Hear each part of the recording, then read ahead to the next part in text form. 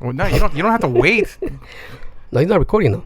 Yes, he is. Oh, come on, dude. Really? Check them out.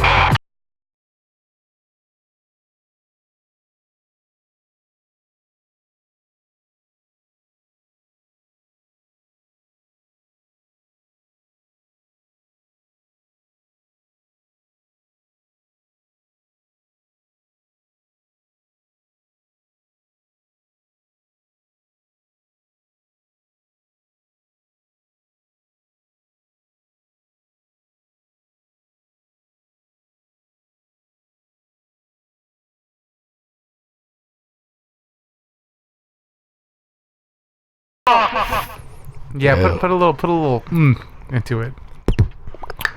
Drop a little shit sounds crazy, dude. Well, welcome to the Clika Podcast. What's going on, people? We got a special guest tonight. This guy right here, he's been in the hip-hop scene for his whole life. South Bay legend, Derry. He's been on many stages. Really true friend of mine. Really glad he's here tonight. Everybody, welcome DJ Hydroe. Book, what's up? How's it going? Man? Like Clika Podcast fans, what's up? I heard there's fans in LA County Jail listening to this shit, man. That's all Is new that to true? us. Yep, there is. All right, man. I'm That was one of sending the out the word to all the homies out there, dog. You better get that cell phone, man, and tune in, because it's going down. Oh, yeah, dude. To all our people working and the guest, welcome to the Clika Podcast. Thank you guys for having me, man. Thanks for being here. Always, man. Yeah, happy to be here. It's been a long day today, so I'm glad to just sit down and hang out with some good folks. Hell yeah. Cool. And that's what we're about, man. Okay, I got a question I want to ask you because you mix vinyl. Yes. You mix exclusively, right? Yes. Okay, now given the way the music is manufactured and consumed today, I mean, like with Spotify and all the streaming services, how does that affect you as a DJ? I just approach it the same way I approached it from when it was just vinyl. You know, you got to still dig no matter what, because there's so much music out there, so many genres, subgenres. Like, you got to just stay in your lanes of what the vibe you're trying to put out there. So what I mean by that is, like, it can be overwhelming at times, but you really got to narrow it down. You know, it's like the homie Cookbook had said this to me last year, and I've been just like rolling with this, like, find your niche and get rich. You know what I mean? Like, instead of going so wide, just find your niche and just dig deep, you know? So instead of me looking at all these other DJs and what they're doing, I got to really think about what I originally wanted to put out to the world, you know, the vibe I wanted to create. So I just stay in my lane, you know. I don't go too far out my lane. I don't try to be a deep house DJ or, you know, be a reggae DJ. I try to do what I do, you know, and I stay with, I love funk, I love soul, I love hip hop. So I try to incorporate a lot of the old stuff with like new remixes and like new independent producers that are putting dope stuff out. And I just stick with that stuff, you know what I mean? But as far as like with vinyl, man, you're limited. You're always going to be limited to what's pressed on the records, you know? So, I mean, with vinyl, man, it's just really just digging. I try to dig for the original shit so I can remix the shit, you know? So, I mean, this guy's got a lot of records. Bago's got a ton of like original records, man. He comes over, he always blows my mind, man. But, you know, just trying to take the old and create it into new, you know, and stay relevant, you know? But yeah, with Spotify and stuff out there, it could definitely be overwhelming. I don't even have Spotify. I mean, I'm as far as like Apple Music right now, but it's just too much. I can't, you know, open those doors to my mind because it can become overwhelming and lose focus on what I'm really trying to do. You know what I mean? Yeah. I don't know. It's tough to say, you know, but we just have so much access right now to just content. So I got to like narrow it down to how I want to stay funky. You know, I mean, if that makes any sense. Mm-hmm. Oh, yeah. It's because like records became more expensive to manufacture, and then they brought out 8-tracks and cassettes, and that was a little less inexpensive. And they brought out CDs, which is even more inexpensive. And now they're not even pressing content; it's just going straight to Spotify and Apple Music and all the other streaming services. Right. So I figured, you know, like as a DJ, to get that new music. And to play that new music, and you're playing it exclusively through vinyl, you know. I mean, Well, I'm not exclusive vinyl. I still use a computer. I still have to use Serato because of that reason. So, I mean, as far as vinyl, what I collect is the stuff I want to hear and how I want to put it out there, the vibe. So that's just pure heat. Anything I buy on vinyl is pure heat. All the other stuff that I use on Serato would be stuff that I wouldn't care to have as a collector or to have on vinyl. I think anything that I collect on vinyl has definitely got to be worth it and timeless. You know what I mean? It can't be dated. You know. I guess that's the way I look at when buying vinyl and digging for vinyl. I look for timeless music. I don't look for anything that's dated. I won't even purchase it. You know what I mean? It's not worth collecting. It takes up space, you know. Like crunked music back. I don't know, Lil Jon. And yeah, but I got rid of all that stuff. Like I tried to get rid of all that. Like most of anything B-side that was not popular. Like I just got rid of that vinyl, and I started filling up my collection with the shit that's just timeless. You know, shit that ain't going anywhere. Jazz, funk. You know. He's got some vinyl, dude. He's got a nice collection. Started collecting 7-inch records, like a lot of 45s and stuff. I've been getting too heavy. I picked up a couple jukeboxes, one from my crib, and then I bought my pops one for him and my mom, and filled his all up with like East Side Story, soul shit, like all the heavy hitter stuff, you know. Oh fuck, man! Like from the Midnighters to Bretton Wood to the Intruders to shit like that. You know what I mean? Mary Wells, and he loves all that stuff. He's old lowrider dude. You know, he's got an old '47 Chevy, so I hooked his stuff up, and then mine is more hip hop, R&B, like '90s shit. And then like seasonal. So for Christmas, my wife's born on Christmas Day. Wow. So like we stack up from Thanksgiving all the way to Christmas. We stack up the jukebox with all Christmas records. And it's just 45. Just 45s. That's awesome. Old school. It's a 1958 Rockola. It's dope. It has an arm and it pulls out the record and then just turns it. Either on the odd or even side, and then just listen to records. It's like the Happy Days intro. Exactly that, man. Yeah, exactly. We need one in here, man. Yeah, you definitely need one in here for sure. It's a game changer. How did you come up with your name? Well, that's a good question. Without getting too into detail, you know, I mean, back in the day when the Chronic album dropped, like literally it was the Chronic album drop. You know what I mean? Like the streets were hot and it was a good time for business, man. And you know, it was out there doing it, man, just freaking slanging weed, bottom line, you know, before all of this shit ever happened or was even a thought, you know, of like where we're at today, to see LA be recreational, to see stores doing what the fuck I did in the streets for so many years. Seeing billboards on the freeway. Like, I mean, the advertising, the marketing they're putting into this shit now, I'm like, geez, man, like I know that the cash is just rolling into California now. As long, you know, also Colorado and the other states had legalized too. But I mean, just pushing the meds back in the day. You know, everybody needed it, and you know, I was just trying to help everybody out as much as I could. You know, it was in me, you know, to do that stuff. So I mean, I'm a connoisseur of marijuana. I love it, man. Like it's my medication. You know what I mean? So I know what it's done to me and the benefits and the help it's done to me. So I've always been a fan of it, an advocate of it. Like I love this shit and try to push it. I haven't been into business in a long time, man. Like it's not for me no more now. I'm just a consumer. It's expensive not to be in the business, but it's all good. You know, like the name stuck with me. People know that like the quality of what I was bringing to people was always high quality stuff. And I think that's just kind of stuck with me with the music too. Nice. Yeah, because weed's going to be my retirement plan. There you go. I'm going to invest. I'm going to enjoy it. You should. I haven't smoked that much in my entire life. Oh, really? Yeah. I always wanted to, but I always did stuff that kind of got drug tested and stuff like that. Yeah, I can see that. Even my current job now, I get drug tested. So it's not worth it. But when I retire, when I turn 55, I'm going to start smoking up. Get it, brother. Get it. Yeah, you know, my dad was similar. He didn't smoke. He would drink, you know, growing up, but he didn't smoke for the longest. And I think just recently, I would say probably 2 years ago, like he started puffing, and now this dude is smoking as much as I am. You know what I mean? But it's fucking cool as shit. Like I'm like, man, to see the old man kick back, blow a joint with him, and you know, he's chill. Like he's a way different person. Like when you see him, you know, after a few beers compared to just after, you know, a joint, dude, like this is just two different people, you know? I mean, like, I seen like people with cancer actually have the edibles, you know, and they're like, they're changing them. Oh, yeah. They don't have that medical hangover deal. the weed it helps them out, and they feel better, and they get color back in their skin. It's a beautiful thing. Absolutely, yeah. It's for so many things, kids with autism, other things that are going on. And the tough thing right now is with the children, because there are a lot of children that are suffering out there with cancer, autism, or different little, MS or whatever, any of that stuff. And the marijuana does help, but it's hard because the parents have to jump through so many hoops in order for them to obtain that or give their kids, provide that to their children, because you still got the CPS, Child Protective Services. But you know what? The problem with that is that the children with cancer and all that stuff, they won't give them weed. Right.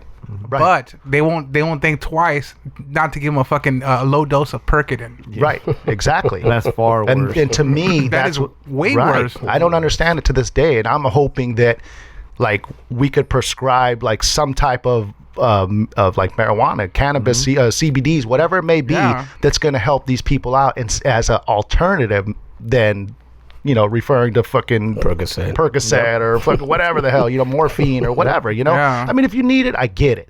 If the pain is that much, then hit a homie with it and take care of it, but I mean, there's got to be an alternative for some of this stuff. But there's I mean, some of the I'm do research on it, and there's some forms of marijuana that are just as just comparable to all those painkillers, those strong painkillers, right? Yep. And they're not addictive, right? And they have less side effects, if any side effects. You eat, you get your appetite back, so you're gonna gain some weight. You're gonna get healthier that way. I think we're just scratching the surface to find out what we're getting started with this marijuana, dude. It's gonna be so much better when I retire. Right. You're gonna get out of the candy machines and be all of that. But ice cream man. That'd be cool, right? I did some Cypress Hill being played on the PA for the ice cream guy, dude. Yep. Do you guys remember the old Cheech and Chong movie when they were serving the blood out of ice cream? And then remember the fucking the smoke or the exhaust off the van was getting everybody high. Like I can't wait for that shit. I'm gonna follow that motherfucker. Chris can play guitar, so you can just hang out right at the park. Oh yeah. Oh, there you go. See. That was filmed right here in Long Beach too, dude. Yeah, in the Long Beach, and then they filmed at the Roxy. Yep. Remember with the last scene with the Battle of the Bands? Yep. Yeah, they filmed that at the Roxy. That's the next movie we got to play here. Yeah. Nice dreams. Nice there you go. Nice dreams. Yeah. Okay, so why vinyl? Shit. Why not? I mean it's. Like okay, the album covers alone, like I could don't even play fucking records. Like this is talk about album covers and the artwork and shit that they put into it. Like at the end of the day, I mean, I respect and love artwork, like just art, period. So before you even get to the music, they were already giving you something. You were already getting the cover, the presentation. The presentation was there. Got you right there. Yeah. But okay, so let me rephrase that. I mean, what first attracted you to vinyl? I mean, what first attracted you saying, hey, this is gonna be my gateway. This is gonna be my stepping stone. This is gonna be my career. Like, was there a moment of clarity that you came over you? Like, I'm gonna start doing this. I'm gonna take it serious. You know what? To be honest, I didn't realize it until later, and it was about maybe 7 years into me like being a DJ and actually like spinning in my room and playing with records and buying records and all that. 7 years later, I go to my mom's house, I clean out some VHS tapes, and I watch one of the VHS tapes, and it's like Rap City videos and Yo MTV Raps videos, and every fucking video had a DJ in it. Yeah. And I was like, damn, I've always was fascinated with the scratch or something like clicked in my head, but I didn't even realize it until later on that's what it was. It was really the scratch. That how they manipulated the record and made that sound. I was like, shit, it's a fucking instrument. It's just not a playing tool. It's a fucking instrument. Like I don't know how to play keys or I don't know how to play drums, but I wanted to play records. So when you can manipulate it and act like it was an instrument, I was like, shit, that's what I really want to do. I want to be a turntablist, a DJ, like somebody that plays the records and manipulates it. We're all musicians. I mean, and I don't care what like you see a lot of old timers, jazz cats I talk to and all that, and they don't consider a DJ a musician because they're playing music. Right. But when you get to that level, you need a couple of elements that all musicians need. You need timing. Correct. You need to have the same tempo. Correct. Yeah, and songs need to be played in the same key, because if you start one song that starts in A, and then you start another song that starts in F sharp, it's gonna sound stupid. Right, exactly. So the songs have to flow together. They got to blend in key. Yeah. They got to blend with BPMs, beats per minute. Perfect tempo. Yep, all that stuff, and the messages also in the music. So we're in an era right now where people are doing wordplay. So they'll take a fragment of the song that may say something that correlates with the next song coming in, so it gets even deeper. So now it's like putting a message in the music and chopping the different tracks to make a message. You know what I mean? Yeah. So it's just like breaking it down, I guess. It's like a guitar.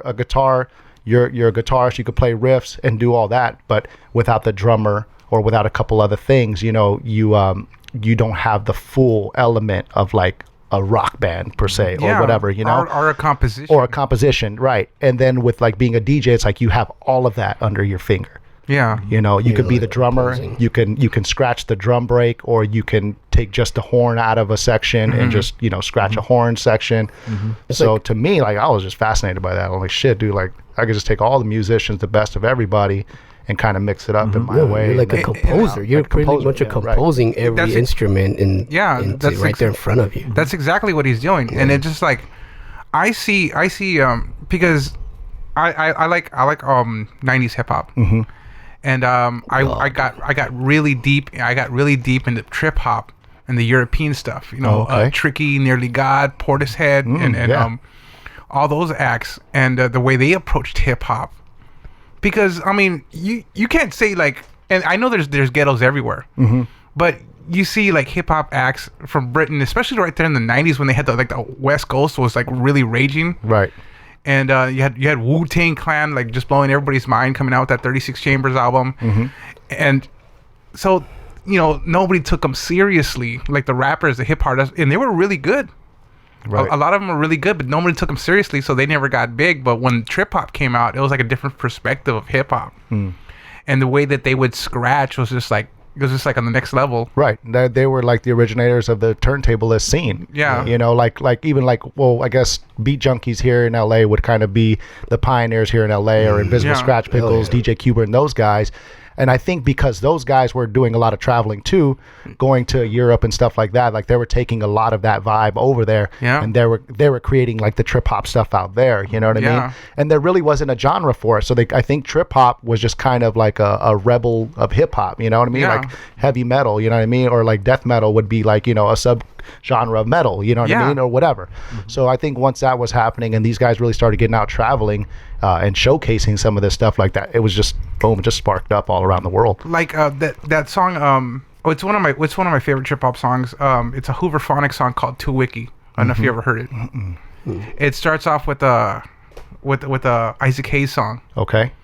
Or was it the wah wah din, and they just, and the way they mixed it in, and then her voice came in, and she had this very airy, very, very feminine, very beautiful voice, and they played it over that track, and you could hear the DJ just going all over that, and it got me excited when I first heard it, because like trip hop was just barely getting mainstream, because of Portishead, they had the Sour Times going out there. It sounded like new music again, and they got me really excited. Right.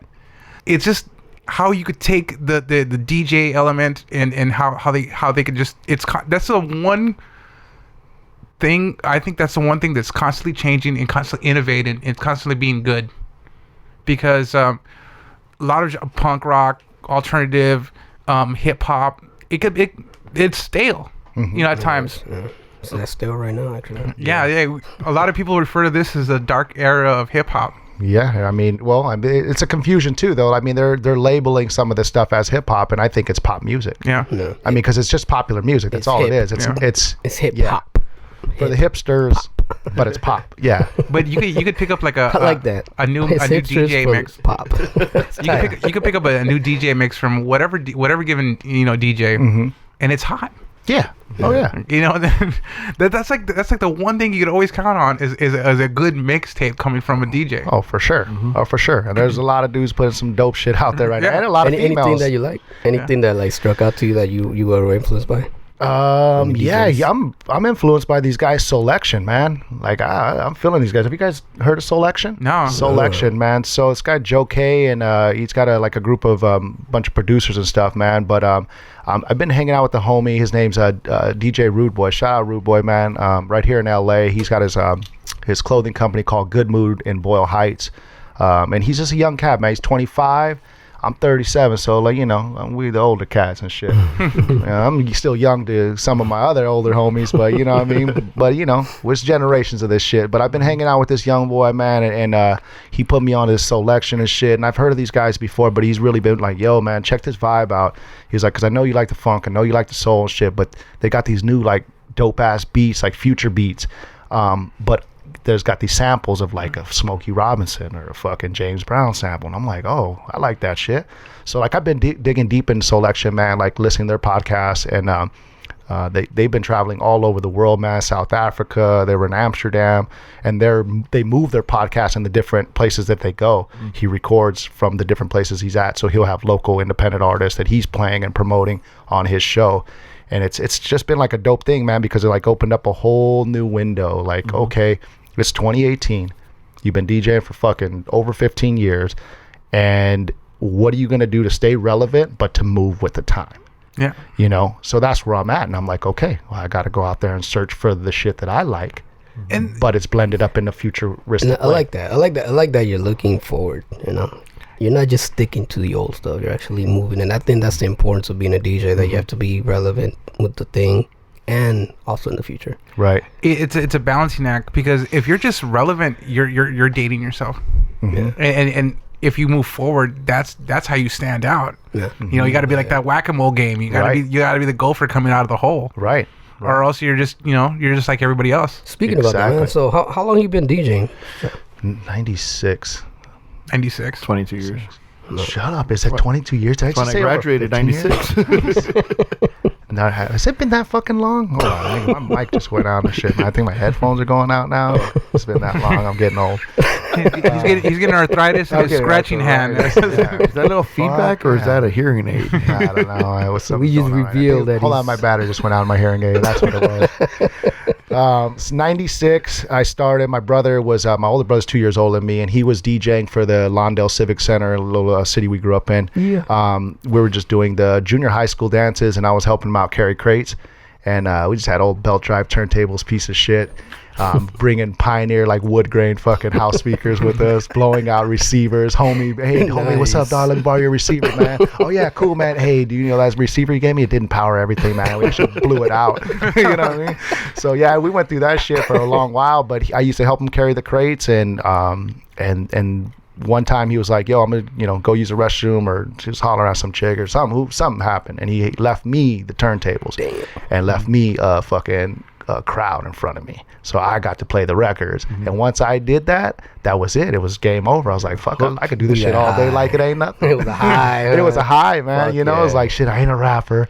Fucking, I'm not a brother, you know what I'm saying? And at that time, it was like all the brothers was rapping, unless you're trying to rap like Kid Frost or fucking, you know what I'm saying? Do the whole, Or Snow. Or trying to do that. Yeah, it's like, so I was just like, man, I got to find my place in this hip hop game, man, and that's what it was, man. It was a DJ shit. And it kind of sparked from my pops. He always had a record player in the house, and he was always throwing parties and shit, dude. So when the record would end, guess who the fuck changed the record? Hello, young fucking little Bobby, man, changing the record. Bobby, change the fucking record.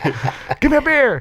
Goddamn, that's a lot of fucking demands, So. And his dad is fairly cool, man. Yeah, you should see his fleet line right now. So the bartender / DJ. Young, yup. Yeah, as a matter of fact, I went on tour with Pigeon John in 2003. We did a CaliCom tour around the U.S., 35 shows in 30 days, super road dog tour, man. That shit was crazy fast, but it was dope. We hit all the major spots. Like we hit House of Blues Anaheim when they first opened it. We were at House of Blues in Hollywood, Sacramento, Santa Cruz, fucking bottom up tavern or whatever down San Diego. I mean, and all the way to Florida up to New York, all that shit, man. It was a dope ass tour. But during that tour, I got named, AKA the bartender. You know, and I'm gonna explain why. Because we're broke as shit. I got a fucking small per diem, and we were the opening act, so we weren't making jack nothing, you know. And I was spending all my fucking all my money that I was making on records at every damn record shop in every city that we went to. Hell yeah. So, you know, I was broke and I had to figure out how to get more record money. So what I would do was we were rolling with the headliners, Grouch and Eli. Hey, shout out Grouch, thank you for hooking me up with all the tequila. And these dudes would party and they would have on their riders tequila, bottle, fucking Jack, some other liquor or whatever. And, you know, night after night partying and accumulating fucking alcohol. I'm like, dude, we got all these fucking brand new bottles of liquor. What the fuck? You know, what are we gonna do with this shit? They're like, oh, slang it. All right, cool. So that's what I did. I would go from the green room and I'd pop back up, find out who was drinking shots of tequila, and be like, hey, bro, how much they charging you at the bar? Oh, they're charging us $8 a shot. Well, guess what, bro? I got a whole bottle for $50. And I'll get you an autograph from Grouch and Eli for $100. All right, cool, man. Dude. Stick around, bro, till after the show. I got you. You know, so that's how I used to hustle, man. I'd do that shit. I'd buy fucking fake jewelry and I'd sell in the next fucking state. I'd wear a watch and I'd, you know, his homie would be like, oh, yeah, you guys from LA, man. Fuck yeah, dude. Fuck, you guys are dope. Blah blah blah. I'm like, hey man, check out this watch, bro. Hold on, this shit looks good on you, dude. You know what? If you would have cut up the message, right? You could have advertised it on your DJing, like tequila 49.99. Oh man, that would have been great. I would have got more business, man. Fuck, I wish I would have had those marketing schemes back then. Hey, but you were always hustling though. Man. Always hustling. I noticed that, man. You're always hustling. You had the whole other thing, you know. Yeah. Did, and then you already had your hustling mentality. You've been on tour, man. Right there, you're already making bank. That's another trait of a musician. You know, musicians are hustlers. Bottom line. True musicians are hustlers. Hell yeah. Because they're always hustling for gigs. They're hustling for their shirts at the the merchandise and all that other stuff. That's the trait. Right. That just affirms my theory on DJs. DJs are musicians. Yeah. You know. Yeah. Thank you. I appreciate that. Yeah. I mean, I think it took a long time for us to get that label, man. You know what I mean? Like, some dudes really had to go out there and put it down and do their homework, and showcase that this thing is a fucking instrument. You know, this turntable is not just for playback. This thing is an instrument, It was built for that, the direct drive motor. You don't need that shit to just play back a record. You could do it off a belt drive. They built that direct drive for a reason, and that was it. It was a Fender. Yeah. or whatever. You know? I mean, I don't know. Whatever the holy grail is of guitars or whatever. Yeah. But exactly. Yeah. I mean, you could still do it off your Fisher turntable. Right. if you're just playing just records. playing back. Yeah. Our techniques. Yeah, but you had to go out there and break that $500-600 for that damn technique with that direct drive motor. Still got mine. I still got one. Hey, but they last forever, man. Still there, man. Never had to repair it. One of them got jacked. I had to get another one, but that sucks, man. I couldn't. Yeah. How much was the ones at the pawn shop? Yeah, they were selling two Techniques turntables in the crates for $400. What the fuck? Yeah, that's a steal, man. Each. Oh, come on. Okay, never mind. $408 each. Yeah, that's about right. I don't know why the $8. I was just $400. They gotta make their money. They gotta make. Or $410. Why 8? That's just a weird number. It's a tax thing. So I think where DJs have the upper hand is you have to read the crowd. Musicians are going to play their songs no matter what the crowd says. DJ actually has to read the crowd to do good, right? In my opinion, at least. Right, and I get what you're saying because like I see that like a lot of musicians that go play, they already have their sets created. They're going off of certain keys or chords or whatever that they've rehearsed. And with us, you stay in key, you stay on beats, but at the end of the day, everything is freestyle. Yeah, really. If you're trying to read the crowd, like you got to go in there with that mentality that no matter what you worked on all week long that you liked, they might not like it at all. Yeah. Clear the dance floor. So now what are you going to do? You know what I mean? Yeah. But see, DJs are instrumental for like clubs too because you're the one setting the tempo. Hey, go get drinks. This is your time to go to the bathroom. Dance. Come dance over here. Watch me more. Yeah, you can subliminally through the music. Yes. Exactly. You're without having to announce it. You're the musical Hitler there, dude. That's pretty good. This old rock and roll cat, he told me once, musicians, you have one job. And I was like, what, to play music? He was like, no, you're a fucking beer salesman. Yep. That's your job. Money. That's your job. You sell alcohol. Yep. And how do you sell alcohol? You play good music. You make people shake their ass. And that's how you do it. And that's DJs are the biggest beer salesmen, you know? That's it. They're the fucking they're the bottle service salesmen, you know? Yeah. DJs get all the women Beer in the J's. club. Yeah, maybe I should change my name to DJ Bartender. There you go, man. AKA. I would say Little DJ Suits. Entrepreneur. I would say DJ Cheers. DJ Cheers. There we go. Hell yeah. You make memories. I think DJs make memories, Yeah. because there's that one Make it- time that you always make think it- about, like, make what it were you into the doing world when that today. song came on? Right. You know, when that song came on, like, what were you doing when that song came on? You always think about what that DJ was playing, you know, and like who I was with. Oh shit, I remember when I was at a club, this one song was playing, and if it wasn't for that DJ playing that song, that shit would never happen. Because I don't know how many people have actually went up to a girl when you were kids or teenagers, when you hear a song and you're like, I gotta go ask that girl out to dance. You know, because you hear that one song, like, oh, I would ask that girl right there. And the good DJ will pick that up, that he's trying to pick up on that chick. And he's Exactly. going down for him. Yeah. Yeah, You, I you gotta- create the mood, man. You create the mood for the whole scene. I remember one time I was DJing, and I cleared the fucking dance floor, man. Like, cause my boy was like, play your shit. I'm like, I can't, dude. Like, nah, just fucking play. I don't give a fuck, dude. I'm like, dude, it's not the right crowd. Yep. And I started playing my shit, dude. The whole fucking dance floor just started. Like fucking Moses, right? Just a party. part of the scene. A guy came up to me, was like, yo, man, why you playing that shit? You got any? I think he said Snoop Dogg and shit. I'm like, nope. The fuck out of here. What the fuck you have, man? What do you? And he just said, hey, man, I'm out of here. Then he grabbed his green, fucking walked out of the party. Hey, it happens, man. I got the fucking stupid people come up to me, the girl, hey, can you play this song? I'm about to leave. Fucking leave. Fucking leave. Like, come on, you're going to tell me to play your song, and then, because you're going to leave, it's like, dude, nah. Even if it's good, you're still leaving, you know what I'm You saying? gotta have the So- hotkey like, bye, bitch. Yeah, bye, bitch. You know, bye, Felicia. Give me a hot 20 on your way out. Shit. Any memorable experience, man, from like back when you first started? There's a lot of them, but one in particular would be that Cali Com tour. I think that was, for me, that was the jump. Was that your first tour? That was my, well, I did other tours when I was with a Christian church, doing some youth stuff. Like Hallelujah. I was probably 19, 20, 21 years old around that time. And I was with the homie Red Cloud. So Red Cloud. Shout out Red Cloud, man. You know, I did a lot of work with that cat, and we were doing some like missionary work where he was Native American, and he wanted to go to all the reservations and like talk about God, talk about Jesus, try to get people to cross over, you know. And I was his DJ, and it was pretty crazy, man. Like, we were on these Indian reservations in the middle of, like, say, Shiprock or Window Rock, New Mexico somewhere, fucking dirt floors. There's poverty like a son of a bitch. Like, you know, it's like going 150 years back in time, dude. Just, you know, going to these reservations, man. Shout out to all the Indians on the res, man. Like, this is your land for sure. You know, respect, man. Like, I don't care who says it's not. Like, this is Mexico. This is Indian land. This is, you know, for you people, man. I give it up. You know, and I appreciate you guys, like, for real, because I seen it firsthand, like, the struggle out there on the res, man. And we were out there doing our work, and you know, we got accepted, man. Many places where people would not be accepted at all. I mean, there was people, our contacts pulled over and were like, listen, they still do fucking like animal sacrifices on this res, you know, to this day. And you guys are about to go over there and try and talk about God.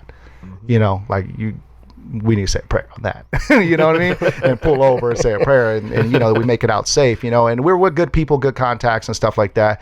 But yeah, he took me on these tours, and we got to do that shit. And then from there, Pigeon John, he was in the Christian industry also, doing Christian hip hop, and we kind of linked up from there.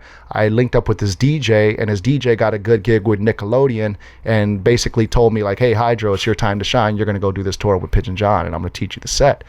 So I learned the set, we rehearsed it, jumped on this Cali Com tour, man, and I had no idea that I was going to be doing like House of Blues, Anaheim, Hollywood, fucking SOBs, New York, you know what I mean? Like some legendary spots. Fillmore, San Francisco, hello, sold out.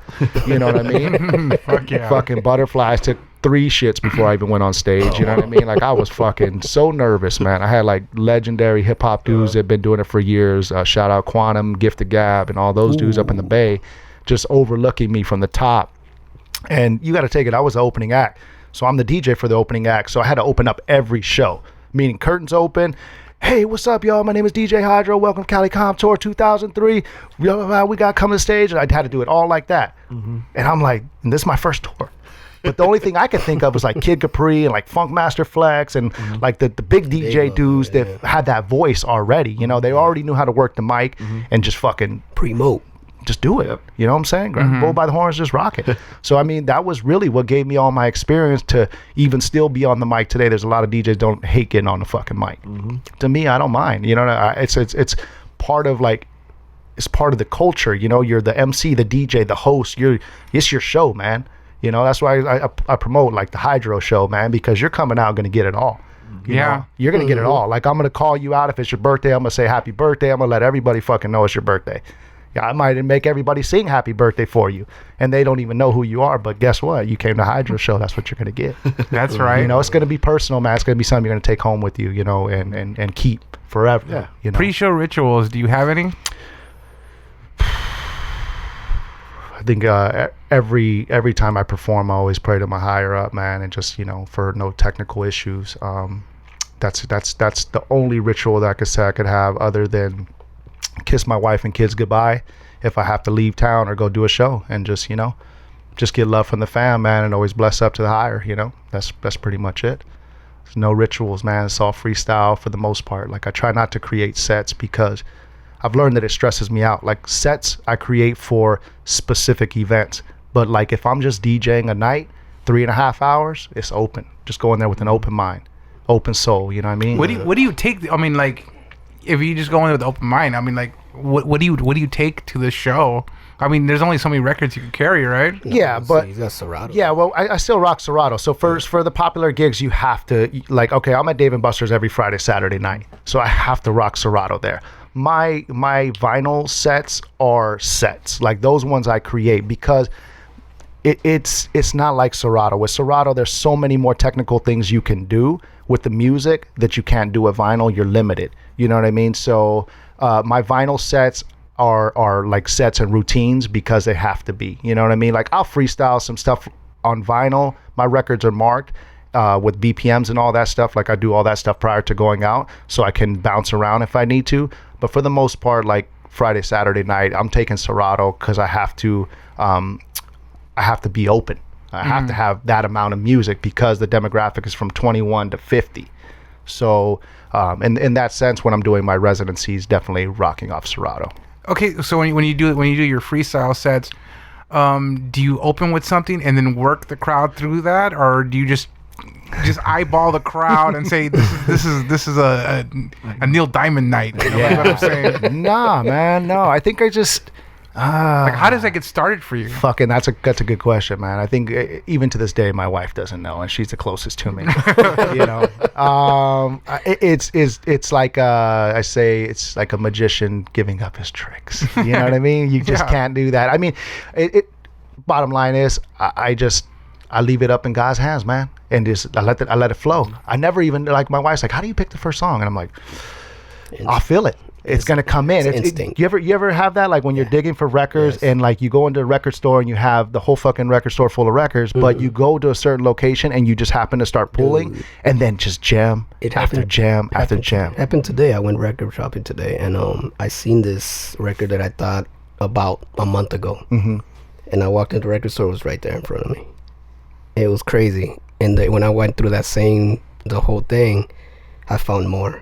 I think about 4 records just from that little section right there. Yeah. It was perfectly. It was like right there talking to me. Like, it called me, man. It was the weirdest thing. Yeah. What is that called? Oh man, I forgot the word for that. But yeah, Sixth sense. Yeah, it's like a sixth sense. Man. Exactly. It calls. It really is. Like sometimes I'll feel like, you know, maybe if I fucking blaze a big old fatty, dude. Like, I'm like, oh shit, I'm gonna drop some Damian Marley, and then I'm gonna go into maybe play some B-real shit, go on some little weed fucking, you know, run or whatever, some hip hop and reggae blends, and then from there it'll open up to like 90s hip hop and R&B, and then I'm like, oh shit, ladies are moving.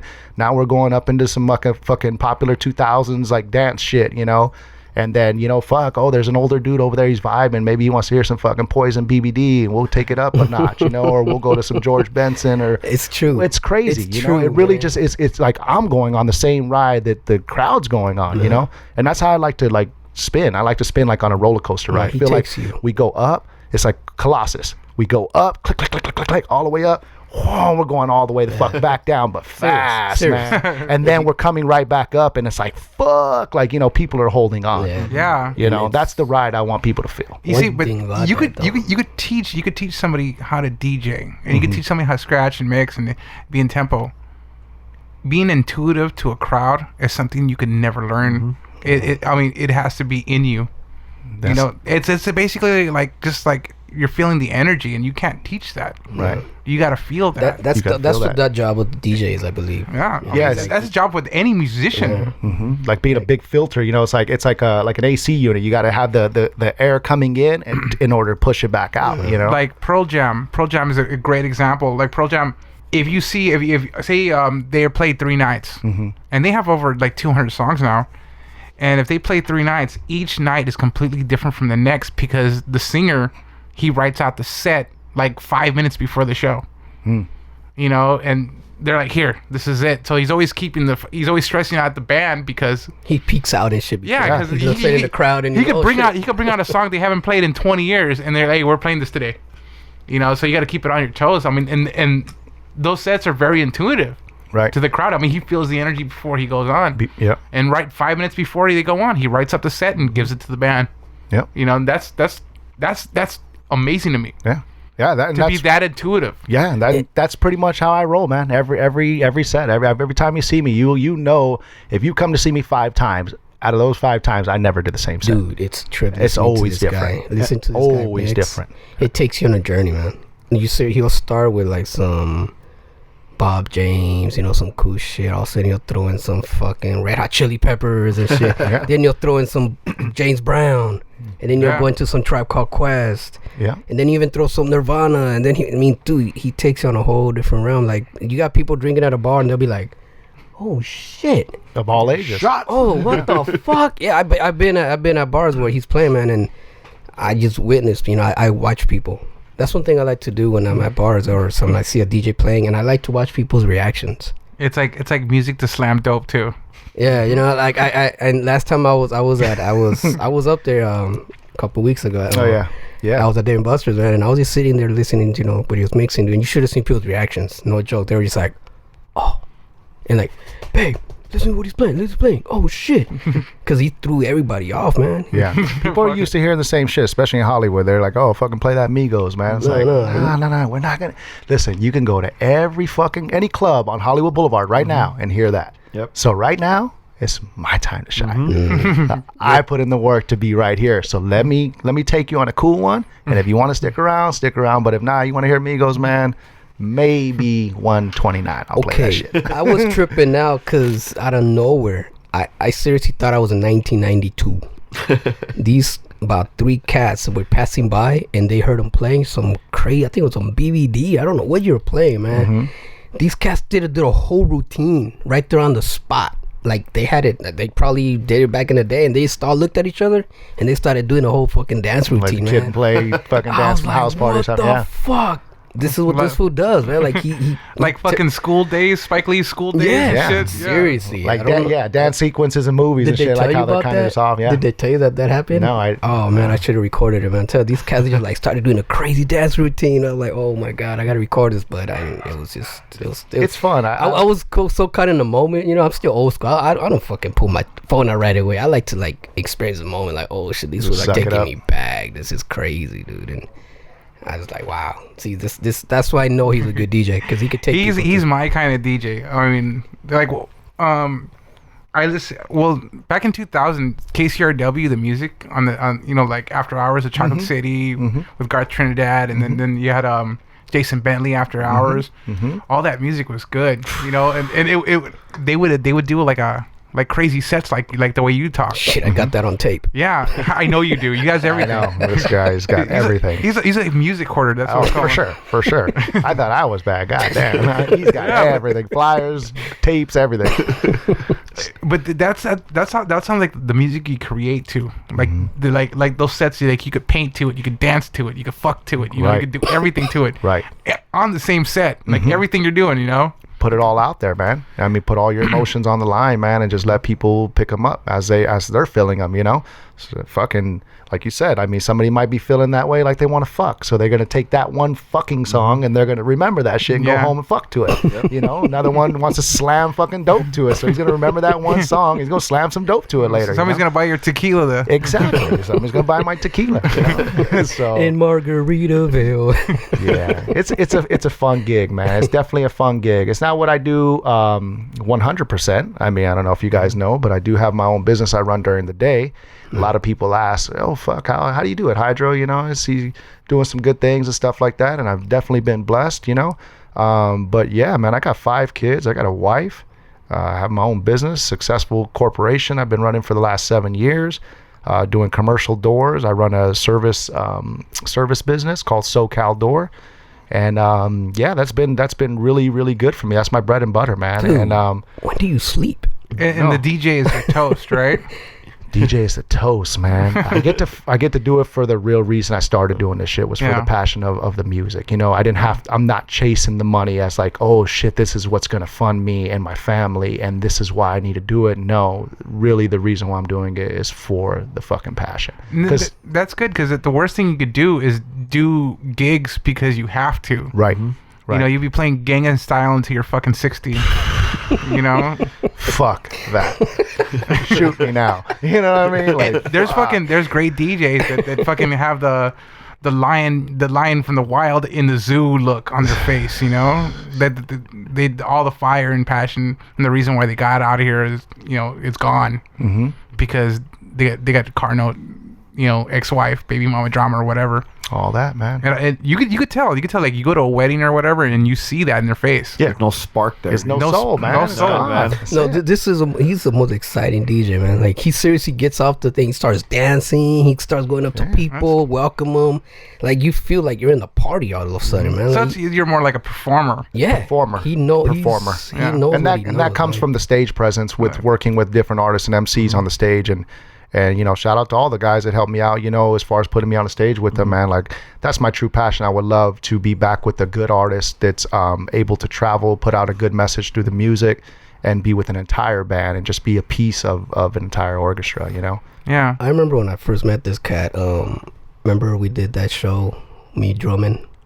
Oh yeah, that was Red Cloud Pigeon John in Long we did Beach. a show. Remember I told you guys about that time when I cut my finger before the show. It was him, man, and he was just like, "Yo, man, I need a drummer. I want to do some DJ scratching, and I want you to play with it." And I was like, "I never done it. Fuck it, let's do it." And man, we did some rehearsal. Remember at your pad, we did some rehearsal, did some drumming shit. Boom, boom, boom, boom. It's like, you down? I'm like, yeah, let's do it. And dude, we fucking rocked the crowd, man. It was crazy, dude. Like, I was doing the drums, kind of like that whole DJ AM with AM and Travis Barker. We did it before them. Yeah, way before them. We did it way before them. I wanted to call like me and a drummer, and I wanted to call it Hydromonics. Hydromonics, and then make the logo would say Hydromonics, and then the drum word would be in the kick drum. You know what I mean? And that's then, cool. Yeah, and I don't know. We never did much because we just did so much other things. We were doing so much other shit at the time, man. You know, like to even think of like stuff like that. It's kind of far fetched sometimes. Yeah, and it was way back, dude. Like, seriously, that concept was different to me. I was like, can it be? Let's do it. Hell yeah, dude. And then I seen AM and Travis Barker do that shit, and I'm like, goddamn, they got booked for a fucking Super Bowl or Monday Night Football doing the fucking drummer DJ. I'm like, shit, okay. Yeah, people were tripping out. I remember people came up to us, dude, they really dug it, man, because we were spinning. He was spinning, I was doing the drumming, and then we did it back and forth. Like, we were doing solos. Yep. He was doing the DJ, I cut the music. He was just backing the drums on the beats, and then I cut the music, and he'd just do the beats while I was cutting up on a scratch or whatever, and it was like a jazz performance because it was me and then him, and then the rapper would start, and they'll do their solo, then we do our thing, and he did his thing, and it was awesome. We all just combined. There wasn't much rehearsal behind that. It was seriously on the spot. It was all improv. That's pretty awesome. I mean, that would have probably been a really great venture if you would have just pursued that. Yeah. And it's still always open, man. I would love to always work with the drummer, you know what I mean? I would like to. The whole band thing is ultimately my passion and where I want to be, you know. I was hoping Send Dog from the Hill would take me out on tour with Power Flow, man. I could work with a metal band. That'd be fucking dope. You know what I mean? Come on, Send, call me, bro. It could still happen. He's a phone call away. I know. He's a phone call away. Yeah, I know. Well, he's a good guy. He's actually, I don't know. Have you guys heard of this group, Power Flow? Send Dog from Cypress Hill has his own metal band now. I didn't know that. Billy Biohazard from. Oh, God. okay. Yeah. Yeah. Yeah. So they're out doing tours and shit like that. I think they're on tour with Alien Ant Farm and fucking POD or something just recently. Or that would sound exactly what Billy Biohazard would do. Right. I mean, he would with Send Dog. I mean, that makes sense. I mean, and it must be really good. Yeah, and I think it's doing really good for him. Like, I think that they didn't realize how good it was going to do for him, and things are like picking up. I think they have a Europe tour coming up this year, and yeah, shout out Send, man. Dope look, homie. And you know what, that genre is coming back little by little, and I noticed it from like Prophets of Rage, and they have Be Real and Chuck D and Tom Morello. Yeah. I mean, it's coming back, so yeah, it makes sense. Shoot, it's never too late, guys. Hey man, we could have Send Dog here. Yeah, absolutely. We could miss just the phone call away. Yeah, give us a call, Send Dog. Yeah, we're all from the same area. Yeah, Southgate. Southgate Huntington Park. Yeah. Huntington Park. Yeah. Where we saw him at 7-Eleven one time, we're all like, "Oh crap, it's Send Dog!" So guys, Yeah, that's all you get. I think one of my old high school buddies got his basketball stolen from him by Be Real. What? In Southgate. Oh man. I bet he likes telling that story though. Was it before he was Be Real? Yeah, before he was Be Real. He was a real jerk, I guess. Oh, okay. He was being real. Yeah, he was being a real jerk. Being a real jerk. Damn.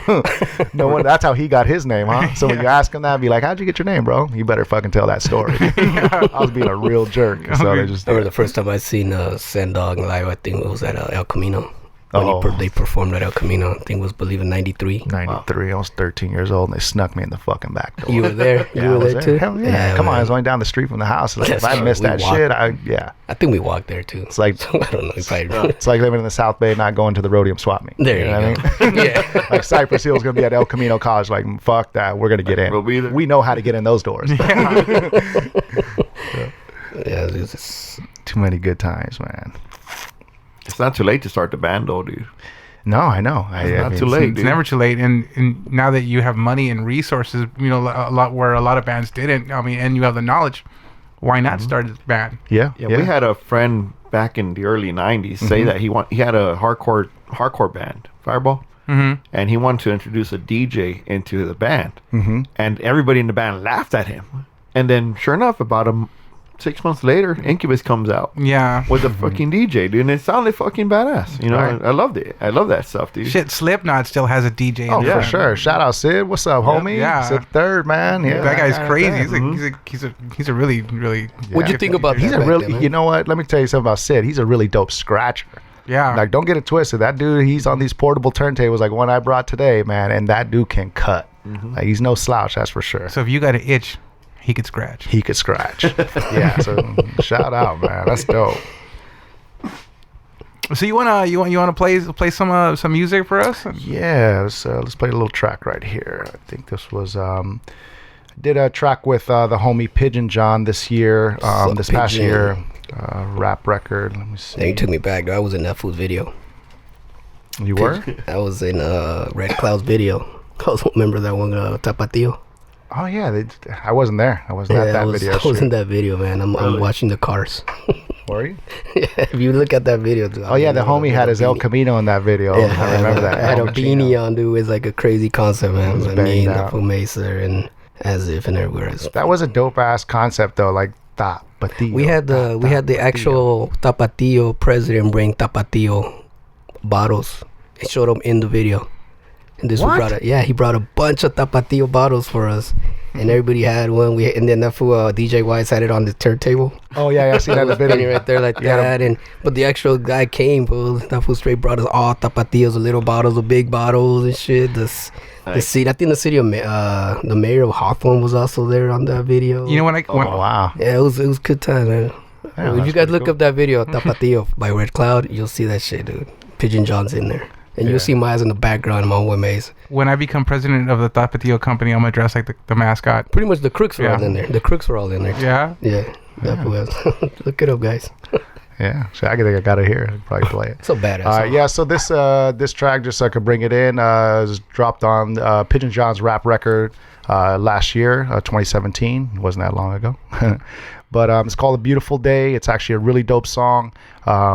this beat was given to us by DJ Nobody of Low End Theory. He produced it. I did.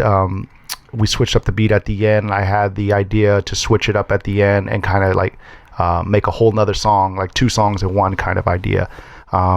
So the whole concept was a beautiful day, and it was merging like homies from LA and homies from the Bay. We have feature on here as Opio from the Mighty Hieroglyphics, Souls of Mischief crew.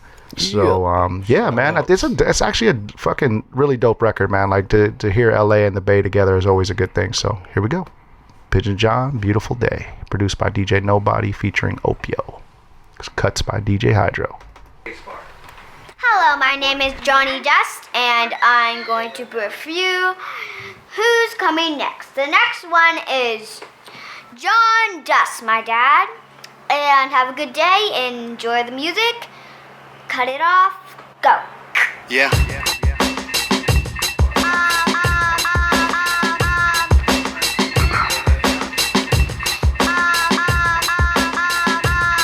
It's like, what you gonna do with that beat?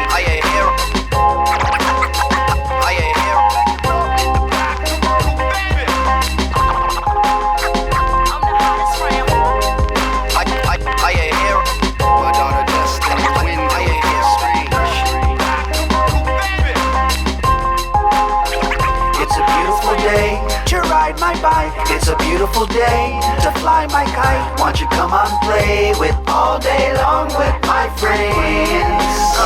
It's a beautiful day to drive my car all the way to the bay, right to the stars. Won't you come on play with all day long with my friends? I told you mother, I ain't playing no more. Walk in the door cause I own the damn store. I ain't giving nothing cause they only want more. In the hand, feed the mouth, so why you even ask for? But why I'm frontin' on my damn brother? If you need a fucking 20, I got hundos in the puddle. When the throttle on the floor, toss it back a full bottle. Light speed ahead, we higher than Colorado. Can you follow when I'm asking? Are you here? Are you here? All day long with my friends. It's a beautiful day to drive my car all the way to the bay, right to the stars. Won't you come on play with all day long with my friends? I was out in Reno getting down in the casino, hitting licks like Al Pacino with my chick from Sausalito. She sipping vino, I was tipping the tequila. We know, lit up the villa in the cut incognito. They see old baby screaming like the Beatles, sitting on pins and needles. Pigeon John got the heaters. If you need us, the CDs at Amoeba, spin the vinyl and keep the party going like I'm Jesus. True believers, you can meet us at the crossroads. No tuxedos, we ain't tripping off your wardrobe. Come in peace, not a beast with a barcode or a false hope. No. It's a beautiful day. Are you here right now, huh?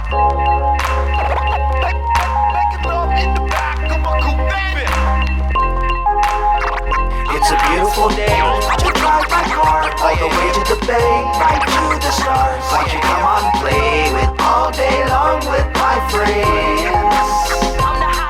If your man is your man, then treat him like a friend. If your man is your man, then treat him like your friend. If your man is your man, then treat him like your friend. Treat him like your hey. If your man is your man, then treat him like your friend. If your man is your man, then treat him like your friend. If your man is your man, then treat him like your friend. I'm Puerto Rico like it's a disco called MCA. Hoo-ha, get rough, y'all. Back in effect, I'm rapping, so pack it up. Backpack full of Becks and Belgian Metallica. Blasting out the deck, respect, rhyme, tally up. Time for some action, hysteria. 6-foot Cadillac, I'm mashing your area. Anti-combo, make money they don't know. The Fresh Prince of LA can't compare to the whack packs over the globe. I shine like disco. I'm like the skyline on nights in Frisco. Relax your mind, girl, hold this pistol. Lick 2 shots while I roll this spliff though. Don't tiptoe, open the window. Let in the cool breeze, she was like, fool please. Hot box the whip, it cost 2 G's. For the elbow, I said hell no. I'm OG Fat Beats on Melrose. All right. Yeah. Okay, here's my thing. I mean, the reason why I'm not on Facebook is because how people complain about there's no good fucking music out there. Right. And this fucking just disproves them. Yeah, exactly. Completely disproves them, because it's not that there's no good music out there. It's just you're too fucking lazy not to look. That's it. You know, and they say, well, hip hop sucks now. You're too lazy to look. You're just seeing what's out there. Mm-hmm. That's like saying, hey, there's no clean clothes, but you're not opening the fucking drawer. You know what I'm saying? Yeah, exactly. Well, that's why we're here to try to fix that. Yeah, this is somewhat. This is the place where we fucking repair all that. Yeah. This is fucking ground zero. Right. This is ground zero. Welcome to ground zero, motherfuckers. Yeah. And too many people are looking for like the big names out there to rescue this shit. It's not gonna be the big names. It's gonna be the little guys down on the ground doing the work. You gotta search for it, man. Like you can find some of the hottest fucking producers in the middle of Norway somewhere that are just putting out some fire right now. Yeah, exactly. But it's just some young kid in his fucking basement studio. You know what I mean? But you gotta search for that shit. Yeah. There's a lot of content out there. You gotta filter out a lot of bullshit first to find the good shit. You know. But like you say, you gotta look. Yeah, and I really feel that's. I took it upon myself to make that my job, to look for the next thing, and I hear a lot of shit. I hear a lot of fucking garbage. A lot of garbage before you hear the good shit. You know, and some people like say, like my buddy, he was like, hey, have you listened to Hiatus Coyote? No, they're dope. Check them out. You know, and they name drop, and then I would listen to them, and it's up to the person. You know, I mean, we only could do so much. You know, as a collective three. True. But it's out there. I mean, this right here. I mean, it's great. What you just played is just completely great. Thank you. I love it. I love it. I mean, it takes you to a journey, and it still has that relevance. You know, that it has little elements of old school, middle school, and but it's still relevant. Right. It's not like, hey, we're pigeonholing ourselves in a style because this is the era where hip hop was good, and we're not taking it out of that box. No, it's like an old Mustang with state of the art parts. That's the way I see it. Yep. It's like a Boyd Coddington fucking build. Yeah, exactly. Like a straight Boyd Coddington. He took an old ass car and put a Corvette motor in that motherfucker, all the Corvette electronics, and he's like, let's roll. Yeah. Fast. Exactly. I mean, you know, Pigeon John is definitely fucking, man. It was amazing. Amazing. I mean, this dude is probably the most slept on artist right now in the world. And I've heard a lot of music, man. And I mean, not even because I'm biased, because that's my homie. But as a musician, this dude sonically has an ear that is like way into the fucking future. He's the king of hooks. He can write a chorus, man. This fucking tells a story. Yeah. Like every song he does needs a video. You know, it's visual. Like the imagination is just working on all fucking cylinders. You know what I mean? When you hear some of the music he's done, you know, and shit, man. Shout out to John, dude. Like he has really taught me a lot, man. Like I can't even fucking thank this dude enough. Yeah. For putting me around some good quality, timeless fucking music. You know what I mean? Yeah. And it was his music, and it's all original. Like he's produced most of his own shit. He's wrote most of his own shit. Like, you know, I mean, this guy's a fucking genius. You know, and I know he just has some. He just had a new baby and stuff, and he's getting the family all settled and everything. But I have a true good feeling deep down. We're gonna do this shit. Yeah. We're gonna take this music out on the road, and we're gonna display it in a way that has never been displayed before. And we're going to be on stages bigger than what we both can imagine, because we have to. It's our calling. And he's, you know, we have to give it out there, right? We got to put the good music out. And he's an example of he's actually living off his art. He's living off the art. Yeah. He's living off his art. This is what that's good. And you know what? And he doesn't have a 9-to-5. This is what he lives off of. This is it. Songs publishing, ASCAP guy. Like he's all about it, man. Like he's out there, man. He's getting his money. That's great. I mean, I'm happy to hear that. And I just want, if any of our message gets leaked out, and if anybody hears anything about our message, we are here to support music, and we ask nothing of the artist, and we will never ask anything of the artist. Don't give us a shout out if you don't want to. Right. Don't. You know, we're not charging you any money. You know, we're doing this because we love music, and music needs to evolve again. Yeah, it needs to have good outlets. And you know what? The thing about music, every time the genre blew up, for any genre, it was because the music was stale, the country was in turmoil, they had a shitty president. You know, that's how 1960s was. You know, the 1960s. We're at fucking war. We get fucking shitty president and all that, and it's fucking killer music. Yeah, and then the Reagan era, and then they had the punk rock. Yeah, and they had punk. Exactly. And people were tired of disco. So we're back in that era again. You're saying. We're back at ground zero. We're in the Full evolution, right? Full circle. We're in the cusp right now of something. And you know what? big. All it's waiting for is someone to light the match that lights the fuse, so this could blow up. And another thing that I want to let everybody know, that record industry, it's dead. We don't need them anymore. No. All they're doing, and I heard a podcast with Joe Rogan and Shirley Manson, and she was saying how that record companies are looking for ways to make money capitalize off the artists like they always have done. And they're talking about 360 deals, where they get money from everything you do. They get money from your merchandise that they don't support you with. They get money from your tour, you know, and they don't put money on it because the tour comes out of your own pocket, and you know they're just taking your money. You're fucked out the gate. Yeah, you're fucked out the gate, and if you don't play ball, you can't You're win. nobody. That's it. You either play the game or you're out. And there's such a dinosaur industry. And they've been pimps their entire lives. Oh yeah, for sure. And now the hooker could go online. You know, now the hooker could have her own fucking cam show. Oh God, bro. God, you don't even know. You know the girl, the How About That girl, whatever it is. Yeah. She got a fucking record deal with Atlantic, bro. Oh, My son, 13-year-old son, he's like, yo, Dad, look at this fucking video. The How About That girl is doing her own fucking trap videos and shit now.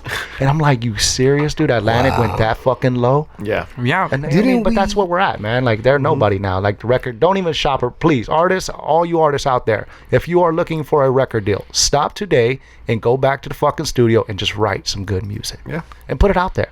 Don't hold on to it. Don't wait for the record deal. Release the fucking music to the DJs, please. Yeah.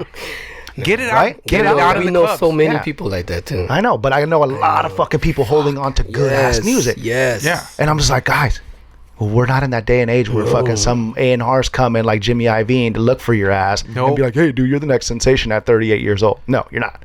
So you can be that guy, but you got to put out that good music, bro, and put it out for free. Give it to everybody, as many people as you can. Yeah, and Let it what's- catch a fucking buzz. Yeah. Don't be scared. You're not gonna be Guns N' Roses. No.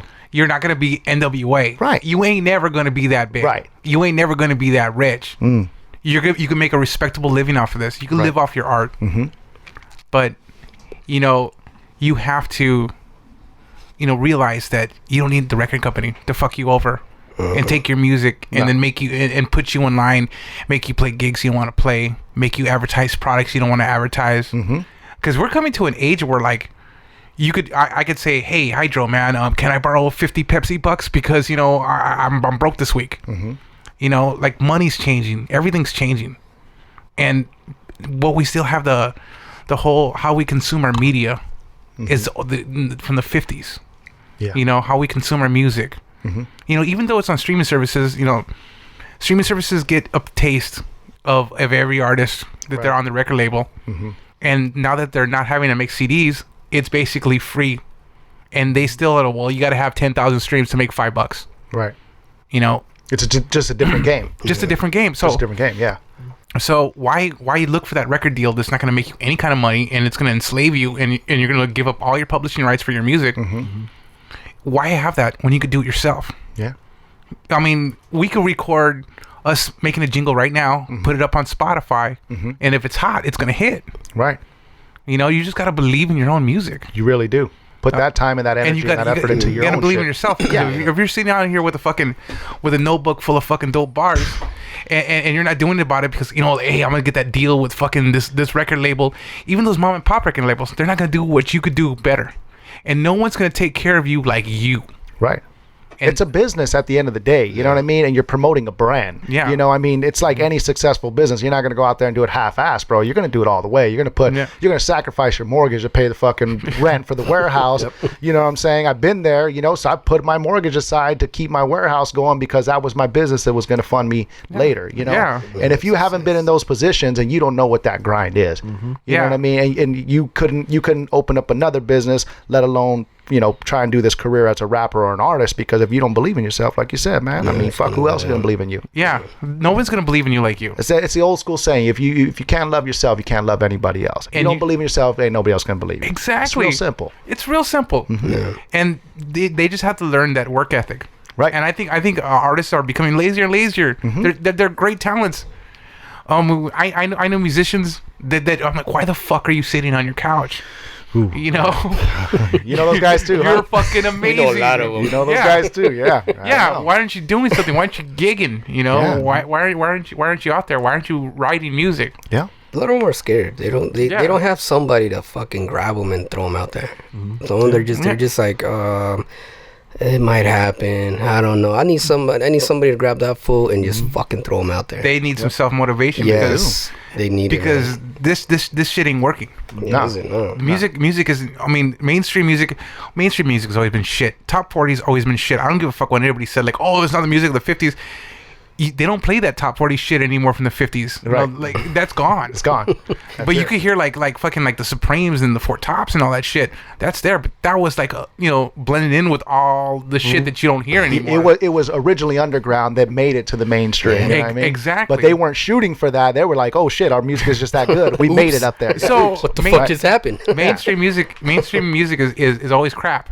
We get it, but don't let you waiting for a record deal like you're waiting for the fucking bus. Yeah. And then just to have it pass you by, your talent, you're fucking wasted. Because it could go away like that. Yeah. It could go away like that. Because speaking about like looking for music though, I rely a lot on people like him, man, to give me music that he knows about. Because I'm not out there looking for music most of the time. I'm looking for what I look for, all the old shit. I'm out. I go to work. I really chill, come back, and then I'm like, all right, cool. And then he'll be like, yo, man, peep this shit out. Yeah. And that's who these are. I'm always looking for the DJs because DJs have that ear. Yeah. They know what people are gonna like. Like, I had a buddy. He started off his music career spinning for Virgin UK. And he would give me shit like, hey, this is off the fucking Depeche Mode's label. It's called Client, and he would just give me shit like little CDs, and I'm like, wow, little promo CDs or promo discs that their labels were getting or whatever. And I always that was an exciting time. People getting me hip on music is better than any drug. Ooh, you talk about slamming dope. That was my slamming dope. I was taking my money on the record store and I come home and slam that shit. It's better than any drug. It's wetter than any pussy. Sure. It's out there, man. I mean, it's like, especially when it's something like great, and you're hearing it for the first time, and that's been my drug since I was fucking young. Yeah. That tingling feeling, like when you feel like you're gonna cry, like when it's just like you're so excited, or goosebumps. The goosebumps. You start laughing. I mean, there's so many emotions in music, and that's really, I think, what draws a lot of us that are musicians to it. You know what I mean? Is the emotions behind it. Like, fucking somebody was somewhere maybe thinking about killing himself, but he did this fucking song and it was great. You know what I mean? What he did after that song, we don't fucking know. You know what I'm saying? He probably hung himself, but the song was great and it came from that emotion and that passion for whatever the fuck he was feeling, Mark Anthony always used to say that it was always strange to him when somebody was doing something really good that people would start laughing. They're like, hell yeah, that's it. That's the hotness. And I don't think there's anything else in the world that they could give you that emotion. Right. Is there a song you play when, like say you're doing a mix and you want to do that to somebody at the crowd, like to a party? What song do you pull out and it's like you're gonna get them? Is it any particular one? R. Kelly. I don't know. No, I mean, it's so many, man. I mean, it's hard to like pick one. Okay, an artist. Like an artist, like a certain group that if you play this group, it's gonna just get them. Say a hip hop crowd, if you play a certain group, like current music, old music, old music. Yeah. Fuck. Say Belle Biv DeVoe. I mean, fuck. Poison. If you ever play Poison at any party, dog, like I don't give a fuck. They're dancing. Know what? That story I was telling you earlier, I think that you were playing that. Did I? I think that's what you were playing. You should play Another Bad Creation. No bullshit. I think that was a song you were playing. Or Humpty Dance, I guess you would say, right? I mean, It was I don't know. one of Like, it was those- like one of those big ass jams where like you Holy can never shit. fucking go wrong. You know that the crowd knows it, and they're gonna sing every lyric and they're gonna dance to it. Regardless of how silly it It is. is. Yeah. wish I would've and I like playing recorded. silly shit, man. Like it's like fuck it, you know what I mean? Like no, sometimes these DJs don't jump out on a limb like that. Yeah. They're so fucking into themselves and shit. They just can't. They can't. You know, they don't want people to portray them like, oh fuck, man, I'm whack. You know, funny like, you don't say even think that. about that shit, dude. It's funny you say that. We were in Seattle one day, me and my buddy, and we're trying to find a bar to go to. And every bar had their little music thing here, be quiet, their little hip shit. In the far distance, we heard Poison. And we went down the street trying to find that bar, and we found it was a live band playing that, dude. What was the name of the bar? Blue Oyster? You know what? No. Yeah, just kidding. No, it was they actually had a bull on the logo. Really? I can't remember the freaking name. Shout out to Police Academy. You guys remember Not that? that kind of buddy. No, the Blue Oyster. I'm just- No, you said blue, like blue balls. Oh shit! It was the Blue Ball, not the Blue Oyster. But dude, yeah, sure enough, I heard that like just a little inkling, like where's that coming from, a car or something, and keep walking around, and sure, it lured us in, dude. And you found it. Yeah, and we're in there, and it was a live band actually covering nothing but Poison songs, dude. The Dole songs. Yeah. We're like, hell yeah, little we found the fucking spot. jam. Yeah. And then once they left, they brought in some other guy. I'm like, What the dude. fuck out of here? You fucked up my mojo. That's it, dude. Yeah. That's fucking crazy, dude. I'm just waiting for Morris Day to drop another album. That's it. Fuck, when's that gonna happen? That's Pigeon John's dad. Sorry, John. No, I'm just kidding. Everybody used to give him shit. They say, like, hey, is Morris Day your pops? If you know any of those bands or DJs who don't want to get off the couch, send them our way. Right? We'll put them out there. We got a couch right here. Fuck, we can lay him up right here. And, It's the old Al Bundy couch, but it works. oh shit, polk high, all American. That shit does look like it. Oh man, you know what's crazy is speaking of fucking Al Bundy, man, and that whole era. It's gonna go on another one, but I ran into Grandmaster B, Bud Bundy, fucking David Faustino shit. at Dash Radio not too long ago, man. And he's been like following and shit. He's been like following what I'm doing, liking my pictures and shit on IG, man. And it's like kind of crazy. I was like, fuck, man. He's the OG Grandmaster B. He's the homie because he's a Raiders fan already. Remember he used to wear the Raiders fucking starter jacket? Hell yeah. So like we talked about all that shit, man. But he's a huge hip hop head, man. Huge. Yeah. He's got He was when we were early children. yeah, he's got a old scratch radio and it's on Dash Radio. Old Scratch Radio is the name of his show. But he's a cool cat, man. Like really down to earth dude and humble guy, man. Probably about 1989, they did a. Check that out. See, he's Grandmaster B now. Oh wow. Yeah, but in 1989, they did like a little featurette with Married with Children, and they went to him, David Faustino, and he was doing a rap with some other guy. Back then. Back then. Yeah. So he was always. He was heavily influenced by NWA, as all of us were. You know what I mean? Yeah. Fuck yeah. And that's what I asked him. I was like, "Who was influencing back then, man?" He's fucking NWA, man. It's just like, hey man, you like water? Hey, right? Hey, do you drink water? Hey, want some water? Who's your main influence, man? You know what? I just got to see him a few weeks ago at the Root Down, man. Z-Trip. Z-Trip is Wow. he's there, man. Like I've always popped in his mixtapes, man, since day one, and I've always tried to just catch inspiration from that dude, man. Like, you know, because he's just so versatile. Yes. He'll fucking play a rock set to a fucking, you know, an 80s pop set to some new shit or some hip hop, and he'll throw some break beats in there. So it's just all over the place, man. That's kind of how I want to be, you know, like just throw it all out there and see what sticks to what people. you Yeah. know? And usually it sticks to a couple different people here and there because it's all different styles. Some people get the joke and some people don't. Yeah. Bottom line, Yep. you know. That's it, man. That's it. It's just, no, you're right. He does do that. Yeah, he does. take it. I heard come up with a couple of his mixes, man, and yeah, he'll throw in like some Bee Gees, It's a ride. and then he'll throw in some Velvet DeVoe, like he said, Yeah. and then he'll throw in some I mean, it's a Beach ride. Boys. You heard his Oasis, you heard his yeah. drumming, right? His drumming mix. I was actually, he was there. I recorded at his pad. So that the last song he throw on there, the Yep. Chavo. Yep. Sick, bro. I mean, this guy's a fucking genius, man. He's DJ for fucking LL now. Like, he's doing some good things, Hell man. yeah. Like, He's doing good shit. I think they just did some award show, KC Award or some shit like that. They honored LL Cool J, and he was the DJ for Yeah, that. And seen that. yeah, That's awesome. That's fucking sick. Sick. Yeah. You know, like he's really took it to the next level from being the underground DJ, just kind of playing what the fuck he wanted to play, playing from the soul. And that's what keeps me going, man. That's what keeps me going. Like, I don't want to go popular, man. Like, even though people want to hear it, I'll play popular music. I'm not that DJ that is so underground I won't play it. I just like to play for everybody and try different things. So, but I mean, ultimately my passion is underground hip hop, independent hip hop, you know, supporting independent artists. I don't like the record labels. I'm like anti mainstream music beyond. I can't get with the new music like Migos and Little Peep and fucking Little Uzi Vert, and it's tough, man. But I'm in Hollywood every Friday, Saturday night. So what is the most requested shit you hear is that stuff. They want to hear, play that Uzi Vert, man. Play that Migos, man. You're like, bro, I'm not fucking on lean. Nobody here is on lean right now. I mean, maybe you are, but nobody. I mean, it's 10 o'clock at Dave & Buster's Hollywood and Highland, bro. There's still kids here, man. Like, I mean, come on. Like, go down the street, bro. You know, so I get a lot of that. And then I'm on the fucking ground level. I have no stage, no riser.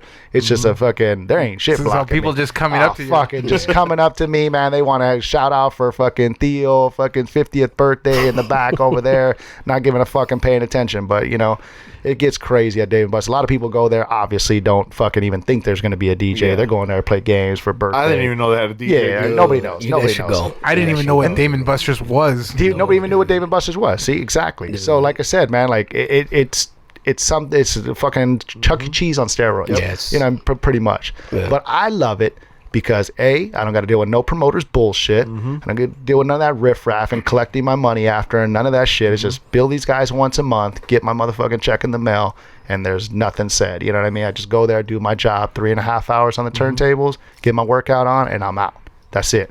You know what I mean? I was doing clubs and did shit a lot in my past, man, and that was always a hassle. Like, how much money did we make tonight? Was there enough people that came? Am I even gonna make anything? You know what I'm saying? There's only fucking 20 people here. You know, did they drink anything? Yeah. You know what I mean? Yeah. It's just that worry. And I've been at Dave & Buster's now for 3.5 years. You know, and dude, it's a fucking perfect outlet, man. It's Hollywood and Highland, and these guys let me do whatever I want.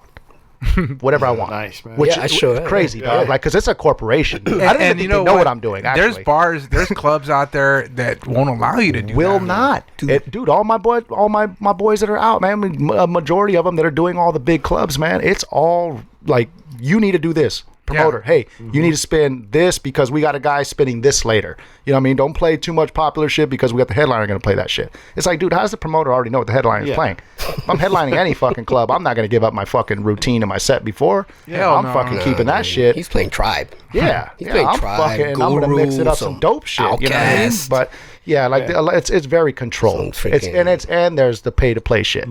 You know, like a lot of these DJs, fuck that. Promoter tells me, you know, hey bro, we're gonna pay you $150, dog, but you got to bring 30 people with you. Yeah. Excuse me? It's like, asshole, you're the fucking promoter. Exactly. That's your fucking job. Why the fuck do I have to do that? But it's a fuck business right now. No. It's totally fucked. It's been like that since I was fucking coming up in the ranks, you know? Right. It's been like that for years. Hey, you want to play the whiskey? You got to sell 30 tickets at $10 a piece. Yep. That's $300. Right. And if you don't sell them, you have to eat what you didn't sell. Exactly. Because they want their fucking money. Yeah. And then it's a Wednesday night and nobody's there. Fuck no. You know, like, why pay? Familiar, Hydro? Yeah. The worst. Familiar. The worst thing I ever did. The worst fucking thing I ever did. And I wish it was the fucking worst thing I ever did. I had to pay to play at the fucking House of Blues in Anaheim because my fucking singer booked the gig.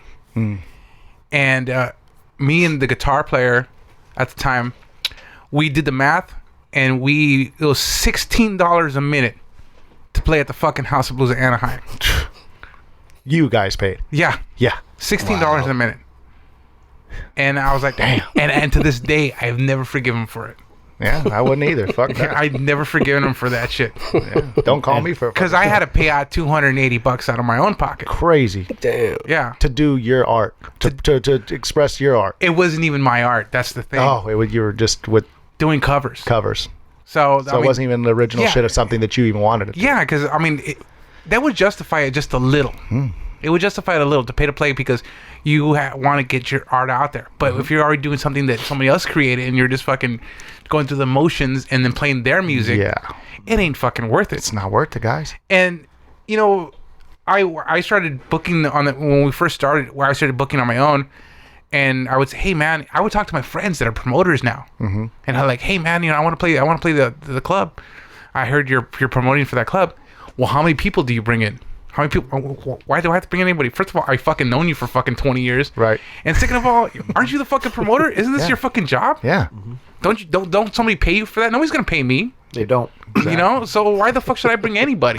Exactly. Yeah. How many people did you fucking bring? Yeah. You know what I mean? That's it. It was there reaping the benefits, man. Sorry, bro. I was working on my set and rehearsing and fucking trying to be creative and make all this vibe happen for you, bro, all week long. And fucking now you want to know how many people I'm bringing, dude? Like, I don't have time for that, bro. Like, it's not what I should be worrying about, anyways. Bottom fucking line. Yeah. The last couple of times people ask me those questions, they're like, "What are you bringing?" My A game. Yeah. With an E in the end. With the E on the end. Yeah,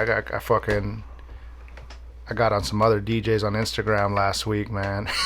I don't know if you've seen that, but called out a bunch of motherfucking DJ Hydros. There's all these dudes. Like when I first started Instagram, I was the only DJ Hydro, man. Now I looked and there's like a shitload. But there's one in particular. This dude's out in Riverside. Damn, that's too local, man. Too local, man. So I called him out, and the young boy tried to fucking come back and talk some shit or something. Like, oh, man, I fucking done more work than you've done and blah, blah, blah. Like, motherfucker. Take it to the tables, dude. That's it. And that's really, I called him out. I said, listen, fuck the Serato. Pull out your vinyl. We'll meet up. I'll drive to you. Let's go. Crickets. That was it. He went away. Damn. Yeah. That's like some straight tagging shit right there, too. Like when fools like, what's up, man? Let's go. We should do like a call out section. Call out section. Yeah, call people out. Yeah, I mean, because that's what the culture is about, right? I mean, like it's like the OGs are supposed to weed out the fucking shitty dudes, right? Like, it's not about the likes or the followers. Nope, none of that. The OG Can you turn me down a little bit, or turn mine down a little bit? You've been in this shit, and then you got shit to prove. Like you really do, man. You have to. You do have shit to prove, and I mean. Fucking back then and now, but I think everybody's just getting the pass because nobody's saying shit. It's just like how they like if Tupac was still around, half of these fucking rappers wouldn't be rappers. Yeah, because there would have been like fucking certain level like quality control. You know what I mean? Yeah. And there's none of that shit right now. Nobody's telling these people they're fucking bad. So I was like, they're surrounded by yes man. And the only people that are telling them bad are the pretentious. Fucking like they make those videos where they're just like with their arms crossed and they're like, hey, you know what? Hip hop's bad, and all these guys are. This is not rap. I'm like, shut the fuck up. Can you rap? No, fuck you. Have you ever been? Do you know what it feels like to be in front of a crowd? Do you have the balls to go up into a crowd? No, you don't. Shut the fuck up. Shut the fuck up. You know what? As bad as these rappers are, they're fucking doing it. They're doing it. I mean. It takes some balls to fucking go out there and put yourself out there. Yeah. Exactly. And be bad and know you're bad. Yeah. You know you're bad, but you're trying to market that shit to make some bread. And you made it a business. Fucking crazy. How about that? How about that? I can't believe she got a fucking deal, dude. Wow. We were talking shit about her. We were talking shit about her last time on the podcast. Are you talking about Cash Me Outside? Yeah. Dude, this bitch got a deal. Hey, what about that fucking other really broad? bad. Really bad. Like got a deal, man. The Ching Chong bitch. Oh god, dude. Yes. Who's that? That's is that the same girl? No, it's not. Is it? No. It's her. It's another girl. Yeah, I forgot her name, and I don't want to mention her name. Yeah. I don't want to give her any kind of don't give her any promotion, man. Fuck that. It's like when the bombers or the fucking psychos start shooting everybody, it's like they don't want to say their name because they don't even deserve that. Yeah. Yeah. And that's what we got to do. We got to shut it down, right? Like, exactly. As people that know music, we just shut that shit down. Like, no. Like if somebody's like, hey, you heard of this new shit? It's like, no, that shit's whack, bro. I just want to know what the formula is to put shitty music out there and get 1 million views. It's the same formula. It's the same formula they've been using for years. I mean, this isn't new. I mean, bad music isn't new. Bad music is probably the only consistent in music.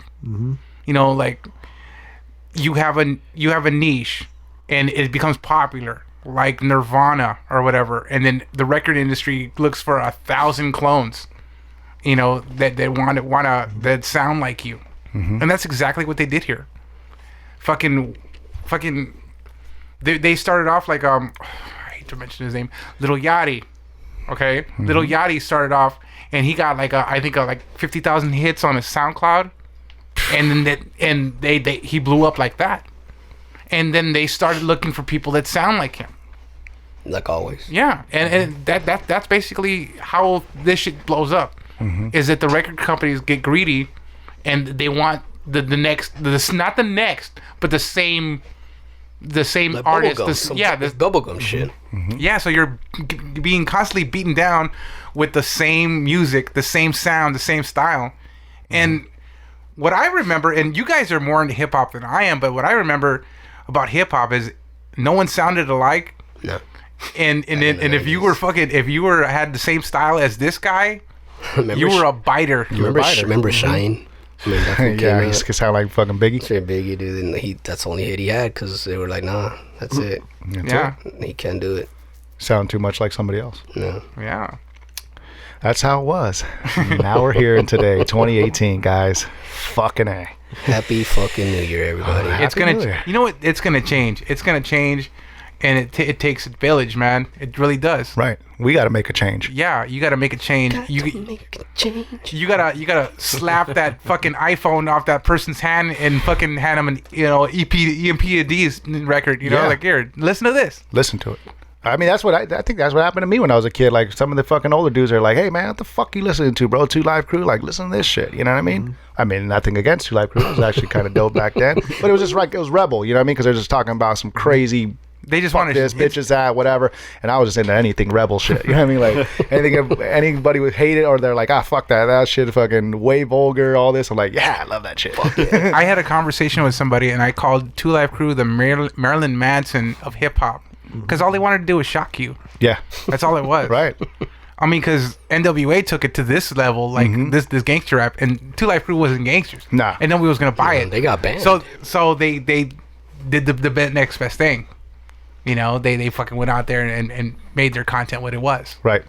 You know, so that's their version of shock rock. They were proud to do this shit too, man. They were proud. Fuck yeah, they We were. want free publicity, man. Free publicity too on the news stations. Fuck yeah. I wouldn't have heard about them without the news. Eazy-E started all that shit. Eazy-E started all that shit with NWA and with that letter to the from the feds saying, hey, you got to stop this music. I was like, no, fuck you. We're using our First Amendment rights. We actually, when I first started DJing, we actually went and bought, just because of that, the 2 Live Crew record.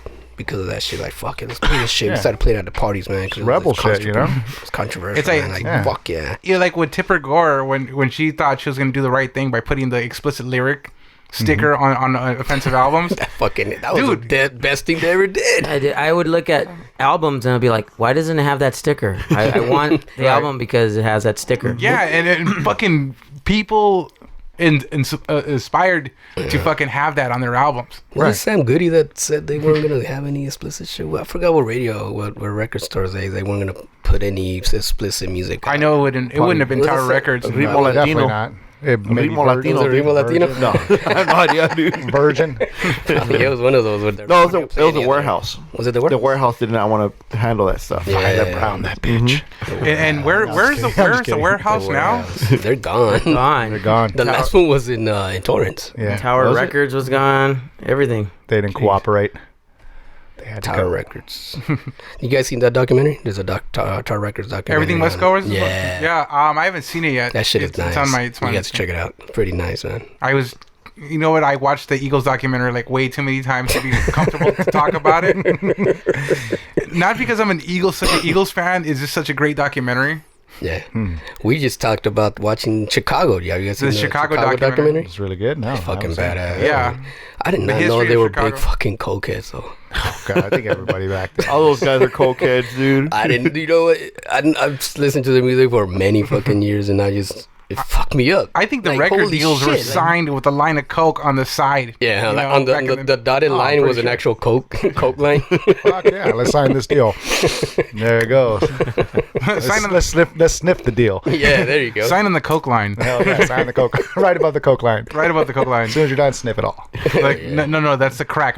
You initial by the crack. You sign on the coke line. That's what. You know, it'd be funny, man. Like years from now, they'd be like, "Hey, you know those guys on fucking Clika? They were fucking Schneeberg heads, man." Schneeberg. Let's talk about Schneeberg, guys. Come on. Straight Schneeberg head. What is this shit? This Powdered sugar, Powdered sugar? The powdered sugar is their shit. With what? Menthol. Menthol. Yeah, it's just like Vicks. It's just powdered Vicks. It's got me fucked up right now. I haven't felt like this since the 80s. I can smell things.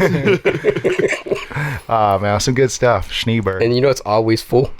Yeah, This shit is always full. Since we never started this freaking podcast, it has been full. No fucking joke. I've had to say the same two bottles. The same 2 bottles for 2 years now, dude. Shit reproduces on its own. Yeah. I think there's some kind of like some fucking like germ or bacteria in there that just grows itself. It's like fucking mold or something. I don't imagine. Yeah, that's cool. It's alive. Man, it's got eyes. Hey, shit. I know. I can see it's got eyes. It's looking at me right now. Hey, The googly eyes. The googly eye. This guy put googly eyes on everything. Oh, really? You never met our googly eye Jesus? Oh, googly eyes. And Santo Muerte. And then the googly eye Santa Muerte. Fucking love it. Yeah. Googly eyes are too fresh, man. I think we need to put googly eyes on his 3 flowers here, dude. yeah. No, 3 googly eyes. I doubt it if you'll keep it on with all that grease and petroleum. It'll just slide right I was off. about to say that. Your beard looks pretty nice there, Yeah, Chris. man, thank you. It's a nice, Why is that, Chris? Because I'm wearing 3 flowers. You're not wearing this chafa tree flowers? Not tree flowers, but 3 flowers. Tree. The 99-cent store brand. They don't even know yet, but they're our sponsors, dude. Yeah, we're gonna get the, you know. So every time I smell this, I think I'm getting beat up by cholos back in the 80s. You know, 3 flowers and Pendletons are the sponsors we're trying to get after. And a palm comb. In a palm comb. Yeah.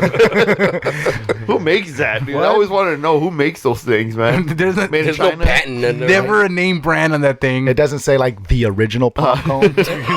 I bet you it was like one shipment from China, and then we're still selling the same stuff, dude, from the same container. But there's a couple 'cause you different variations of the palm Is there? comb. I don't know if you guys ever seen the other one. It's like the full, like a 3-finger, like almost a full hand. Yes, You can yes, fit it, I and then saw you that. have the 1-finger palm comb. Like I always saw the black one finger in the brown and yellow packaging. Right, dude. right, That's yeah, the one yeah. I remember the Yeah, most. I used to rock a palm comb, and I always have to make a point that the bristles out. Oh yeah, Because I had it in my back In your pocket. back pocket, stab you in the ass. Yeah, stab you in the ass like 100 times. sharp, man. That shit was sharp. Yeah, brand new, yep. Yeah, That's why I like the other one. The other one was a little bit better. I think it was a gray one, or gray or red or whatever. you're It was- right. It was a Yeah, little right, bit thicker. right. Yeah. But yeah, I mean, All that's those are that's some perfect. OG Cholo shit. You know, all things are perfect for like combing my chest hair and everything, dude. That's when my pop still used a palm comb for his fucking big old brocha. Yeah, that's what I need to get, dude. That shit just takes me back to junior high, man. Palm comb, fucking tres palms. flores, Yeah, dude. Aquanet, and all that shit. Scamming yeah, with dude. chicks. Aquanet. What's up, homegirl? You want to scam or what? What? Scam? Oh yeah, you know we can scam and then I'll finger bang you. Oh shit! What? And then tell the homie, hey dog, smell my fingers, dog. Oh shit! I was scamming with Brenda back there by the bleachers. Yeah, behind the bleachers, dog. In the fucking junior high parties. Fuck yeah! Junior high ditching parties.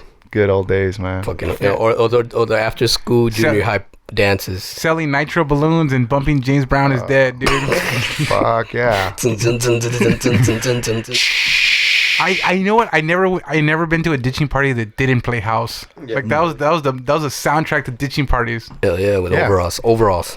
The Jankos or whatever it's called. Yes. Jankos, cross colors. God, what was the other one? Fresh Jive, dude. Ooh. Yeah, fresh jive. The fat cap shirts over Yep. Yeah, the fat cat. Hell yeah. Oh, you don't want to talking about that one, though. Yeah, that's another podcast right there. That's like another 18 hours of just talking about that Fresh shit right there. Jive. Oh my god. I got my dude, shit it's signed so by Hex. fucking old. there. Oh wow! I got coming back. my fat cap shirt, the original, signed by Hex, dude. And you still have it. I just He doesn't throw anything away. no, I bought know, this does back in '93, and I only wore it 3 times. No joke, 3 times. And that last Beats Swap meet in LA, I took it because he was gonna be there. You should have seen his fucking face, dude. He's like, whoa, he tripped out, yo, like, whoa, what the fuck? He told everybody there, yo, he had a little crowd there, you know, his people. He's like, dude, you guys gotta see this shit, dude. This is the original shit. Because he was selling the repros, you know, the reproduction was. He's like, dude, what the fuck, dude, yo. He wanted to take a picture of it. I'm like, yo, dude, I just want you to sign it, dog. He's like, dude, fuck yeah, that fool signed it for me, dude. Took a picture. And Wow. so he's like, dude, these right now are going for a couple $1,000s. He's like, this shit is going for a couple of $1,000 on eBay, man. Wow. Probably more. I forgot the number he mentioned, but I'm like, what? He's like, dude. And everybody's looking at me. He's like, dude, you better watch out on the way out, yo. There might be some fool right now that's going to jack your Bring shit. that shit on. You know, like Bago takes out the trash once every 7 years because he doesn't throw anything away, so there's no need to take out the trash because there's nothing in it. Hey, but dude, what about Right. what about the reactions though? Well, I get good reactions. Oh, yeah, for sure. I've taken shit to him that he's just like, what the fuck, dude? Fuck yeah, man. Remember the fucking Tribe Called Quest tape I brought over, man? This guy, dude. He's got so much shit, dude.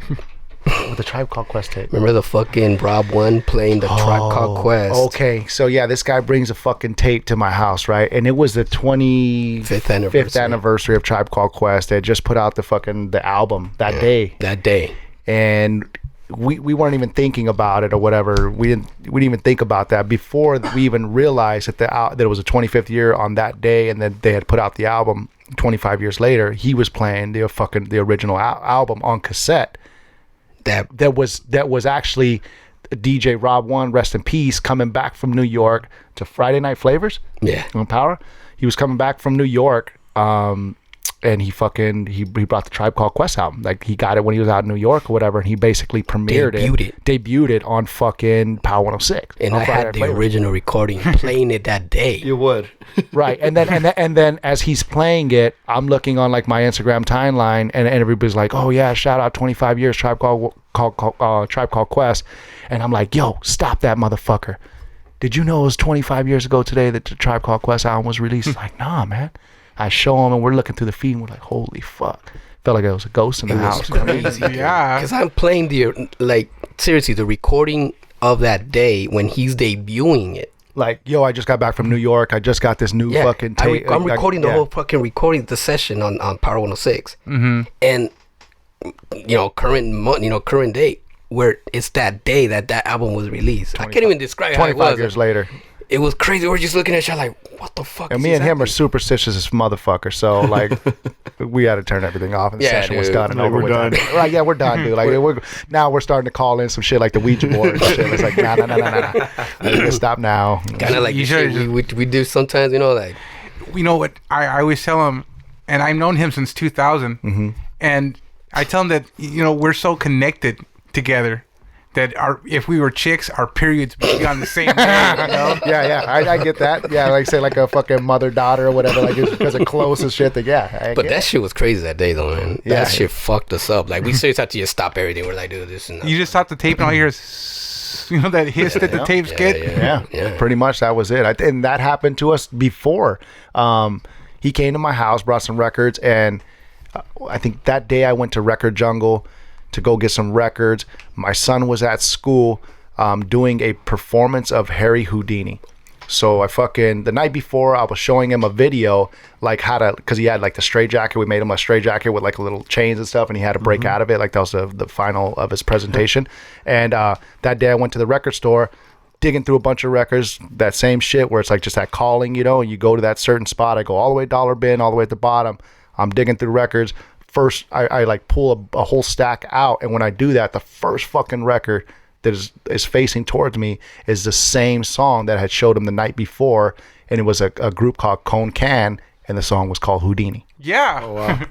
That's crazy. So my son was doing his presentation that day at school, and I freaked the fuck out. I'm telling like one of my boys with me, and I'm like, he's fucking, I just showed her this video, and I never heard of Cone Can before. I didn't even think of it. I didn't know about the song Houdini or none of that. And I fucking flipped through all this whole stack in this whole record store, and that's the first record to come up. So I'm already tripping, bro. I'm like, Houdini has he's a magic dude, you know what I mean? Like, it's already crazy. Yeah. And then I told Bago about the story, and then I think he came by and we couldn't like find the record or some shit, dude. Like, it was like gone. It was weird. I bought it that day, but I could not find it for the life of me in my entire studio that day. Like, to show him like, yo, this is the record. I was telling the story, but I was trying to show him the record, and I couldn't find the record. That's kind of like the Necronomicon kind of shit, Yeah. It's like fucking pretty crazy. Hey, you remember those Time Life videos where they would have like unexplained fucking phenomenons? You remember those? Yep. Unsolved mysteries. Unsolved mysteries. Yeah. not unsolved mysteries. No, but the show. Yeah. But like Time Life had the whole video series where you could buy it, and they talk about the guy that didn't want to go on the plane and he fought with his wife and the plane ended up crashing. That's pretty crazy. Like fucking Final Destination shit or whatever. Yeah, see it happening before it fucking happens or whatever somehow. I used to, and they used to have like little infomercials on those, on cable, because cable didn't have that much content back then, and that was one of the big things. And I would look at that, I'm like, dude, I want to buy that. I was like fucking 8 years old, shit. But yeah, that's the shit you're kind of talking about right now. That's crazy shit. It's just music does that though, man. That's when you know you connected to somebody because of those same experiences, man. And it's a lot. It happens a lot to musicians. I've heard this story through every genre of music. Everybody has a story about that, and only musicians could tell you that story. And they know exactly. They're like right there, like, oh, it's like this one time. I was listening to this shit at home, and I'm like, yo, I gotta let Chris listen to this shit. Right? I'm like, tomorrow I'm gonna go see that fool. I'm gonna show it to this fool because it's badass music. I show up to this fool's house. I'm like, yo, you gotta listen to this shit. He's like, no, let me let you listen to some shit. It was the same fucking song. Wow. We were listening to the exact same time. Yeah. And that's that's not the fucking fuck, dude. Yeah. That's not the first time. That's one of many times that's happened to us. Because like I said, me and Lewis, we've been fucking friends forever, and we have the same passion. Even though we were on different paths, we always had the same passion in music, and we have the similar experiences, but done in different ways. And I think we have such a good rift with each other that we think alike. We have that bond on that same wavelength. Yeah. Yeah. And I think that's a thing, the beauty about music, that we don't even need to talk. We could just show music. Yeah. Yeah. I mean, You're doing that. You just show the music. Like we could just sit in a room just chilling, just listen to music. Like that day, man. Remember, we were just both like, yeah. Seriously, like we were gonna fucking go. Like, we were just like. That's what it felt like. It felt like there's like something else was in the room, for sure. Yeah, like, I wasn't. We both had that feeling, and that's what was crazy when it's more than just you. Like sometimes you're by yourself and that happens, but when you have that with someone else, like you're like, whoa, that's how powerful this shit is. You know what I mean? Like it can control more than one person. And that's what music does, right? Was this before or after Fife died? This was after Fife died. Fife died. Yeah. Okay. Yeah, because of that. Yeah, that's crazy. So and it was being played by another DJ that passed also. Okay. So like he brought me that DJ Rob One, which Rob One's resting in peace. And yeah, Fife was gone. So like I felt like both of them were in the room together. And the week before, I was at Record Jungle, and there was a fucking Rob One record right there. Wow. I didn't even tell you that part. No. That's crazy. Dude, it's too crazy. It's deep shit, man. Yeah. This is some deep music shit right there. I should whip out the Ouija board right now. Yeah. Fuck that. See the Ouija board of the fucking pencils. You're doing that shit. You guys ever watch that old movie Witchboard? Yeah. Witchboard. It was an old horror movie about like the Ouija board. From the 80s, from right? the 80s. Yeah, it was fucking scary, right? Yeah, fucking. That's when movies were fucking kind of like, woo. Yeah, you're like, like you didn't want to go to sleep, or you didn't want to go get a glass of milk at night. You're like, fuck that. I'll take a piss tomorrow when all the lights are on, sun's out. The only thing scary was the loud sound that would have put out. You know what? Was Witchboard the movie where it had the Boogeyman? Do you remember it had like a piece of broken glass in somebody's eye or some shit? That shit was scary as fuck. I remember my older brother was an asshole, and he would always fuck with me. Like when we watch a scary movie, like, he planned and plotted out real good how he's gonna fuck with me later, right? So it was like fucking later that night, 12 fucking hours later, I already tried to forget about the movie and shit. I'm trying to move on with my day, and you have a little broken shard of glass, and you leave it in the bathroom on the floor. Just because I knew I was gonna go take a piss or something. Like a dick. Yeah, what a dick. And I was just like, fucking run out there like a little bitch, man. Fucking, he was just like, laughing his ass off. Yeah, shout out to my older brother. You're still an asshole. me and my sister were like 3 years apart, and we grew up and we were really close. I come from a family of 8 fucking kids, and we were the only ones left in the house. They all grew up, Okay. And our bond was slasher films. And we grew up in the golden age of slashers, like Friday the 13th, Hellraiser and all that. Good shit. Fright Night. Nice. We saw this one. It was called Gates of Hell. And there's a scene in that one. What's that about? there's a scene where the guy gets possessed and he gets taken over by some kind of Pazuzu demon or whatever. Shout out to Pazuzu. He's looking at you right there. Yeah, there he is. Okay. Pazuzu.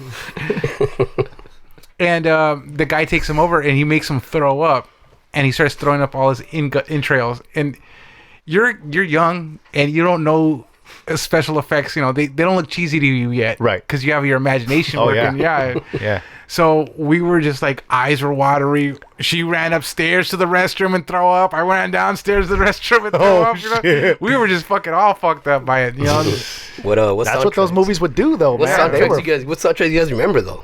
Any soundtrack that sticks out in your head, like music, like movies, horror movies? Exorcist soundtrack always fucked me up. Fuck that Tubular Bells. The Tubular Bells, yeah. I got that on 45, man. Oh wow, that shit is gnarly. Like put that shit on on the fucking record player, man. Late at night. That shit on I got the Twilight Zone record in the car right now. Twilight Zone used to freak me out a little bit. I was like, hey, I got the vinyl in the car. I'll bring it later. Like, dude, fuck that.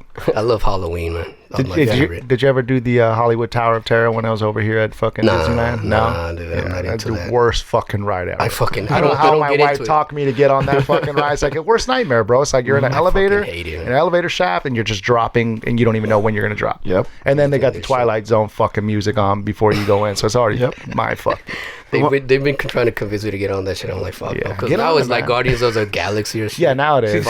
See, now horror being older is like, you decided to do TurboTax and it's already fucking midnight and you have to go to the fucking that's the ride that like, you have to go to the fucking post office and you're about to close and there's traffic, like fuck. Remember Christine? That would be a horrible ride. Who? Christine, man, that was a shit Christine, too. I got that. That's an ill ass soundtrack. That one my wife just bought recently within the last year on because it has all that oldies and it has a score. Yep. Plus the fucking dope ass car, man. Like, you know, hell yeah. If you like classic cars and old scary movies with a good soundtrack, that's the fucking movie. The sequel, I don't know if it was a sequel, but it was his last book was called From a Buick 8. What the hell? Yeah, that was his last book, Stephen King's last book, and it's fucking crazy. Really? Yeah, it has a little bit elements of that in there. Not being that the car is possessed, but you know, it's a fucked up book. It's good though. It's good. It's like fucking 2,000 pages or some shit. I still think the last actual scary movie, and not thinking what it is now, think about it when you first watched it, was a Blair Witch Project. Just because it was so homemade. Hey, man, yeah, it was like you actually, if you really pay attention, you're like, you get into it, you're like, oh shit. They got the FBI involved. You know that? Yeah, they did, dude. The FBI got involved because 3 times. Dude. They wanted to market the film in a way that was different from everybody else. So what they did was they would pass out VHS tapes in the movie line, the whole film with no credits.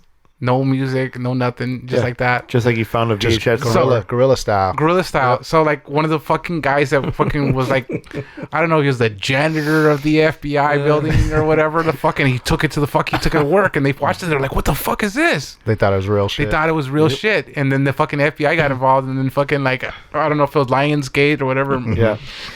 Whoever produced the film picked it up and they're like, no, it's a movie, you know.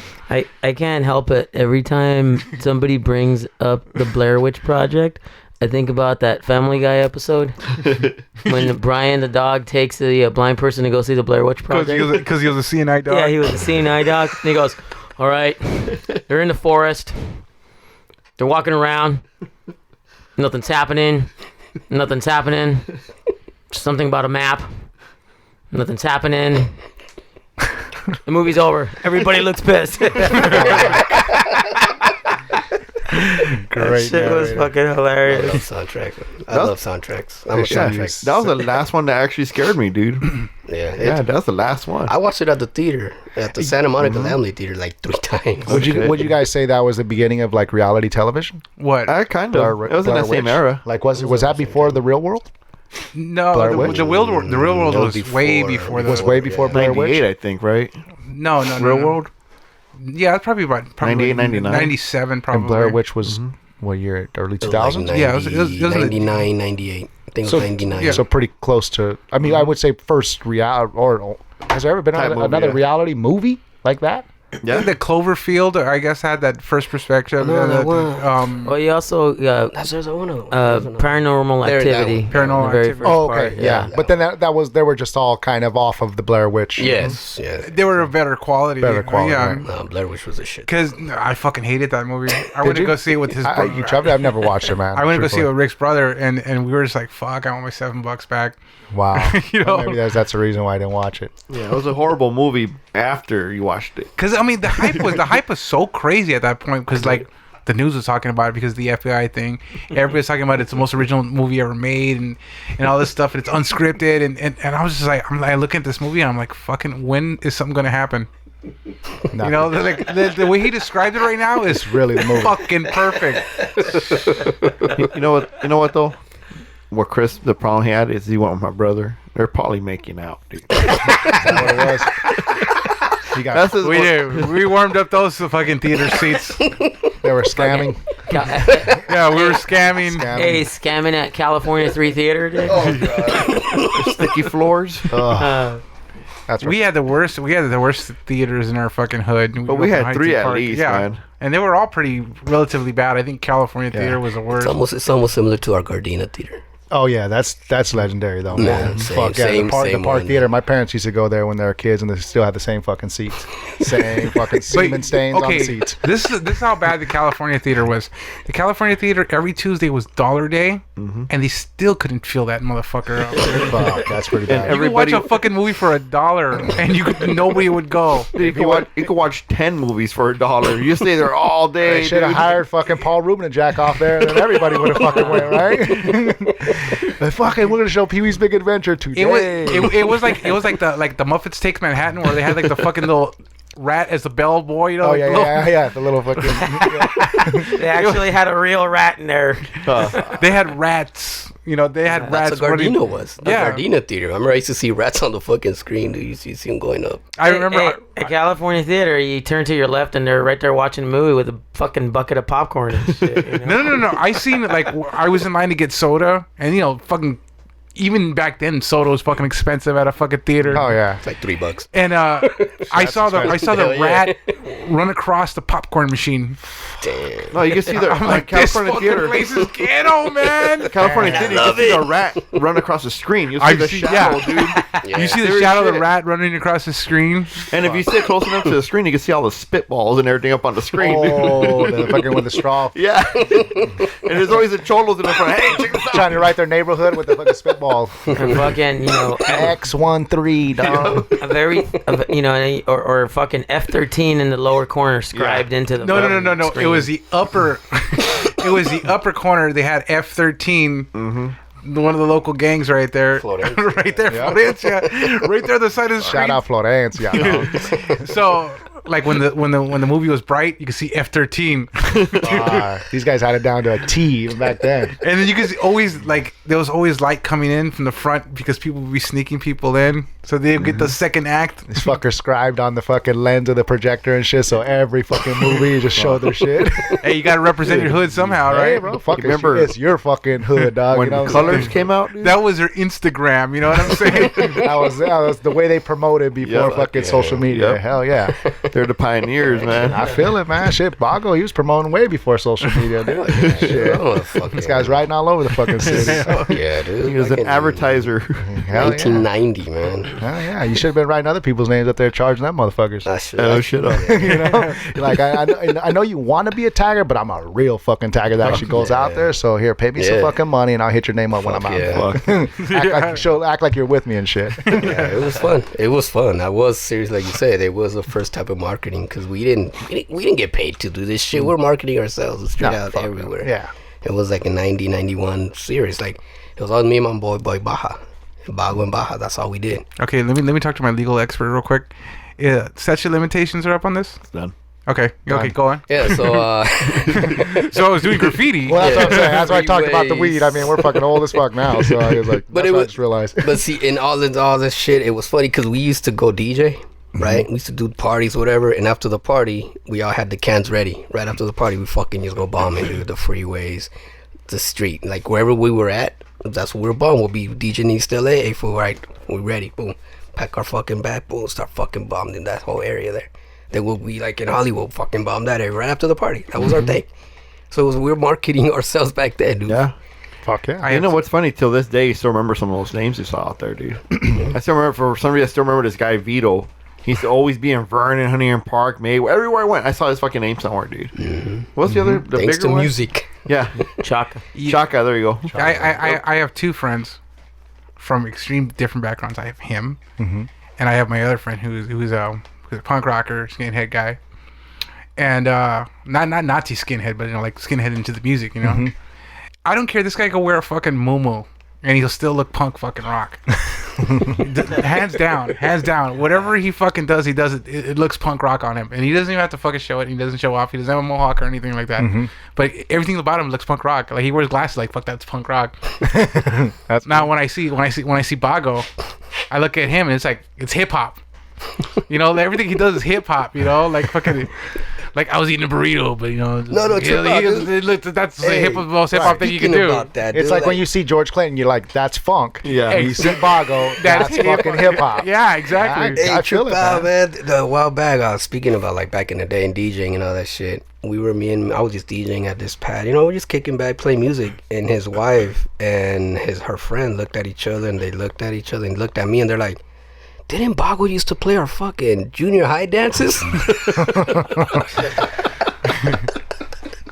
We're not trying to date ourselves. I was laughing. It was like, oh my god, you guys are fucking making me look old, man. But yeah. And he was advertising tequila $49.99. Hey, you are the oldest one in the room.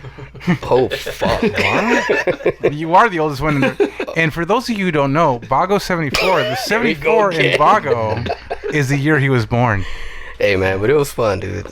We can't deny this culture, man. I mean, this was what we did. We chose. That's what I was gonna ask him earlier. Like, what is it that we have a lot of elements in hip hop. We tried everything. Everybody tried something in your music.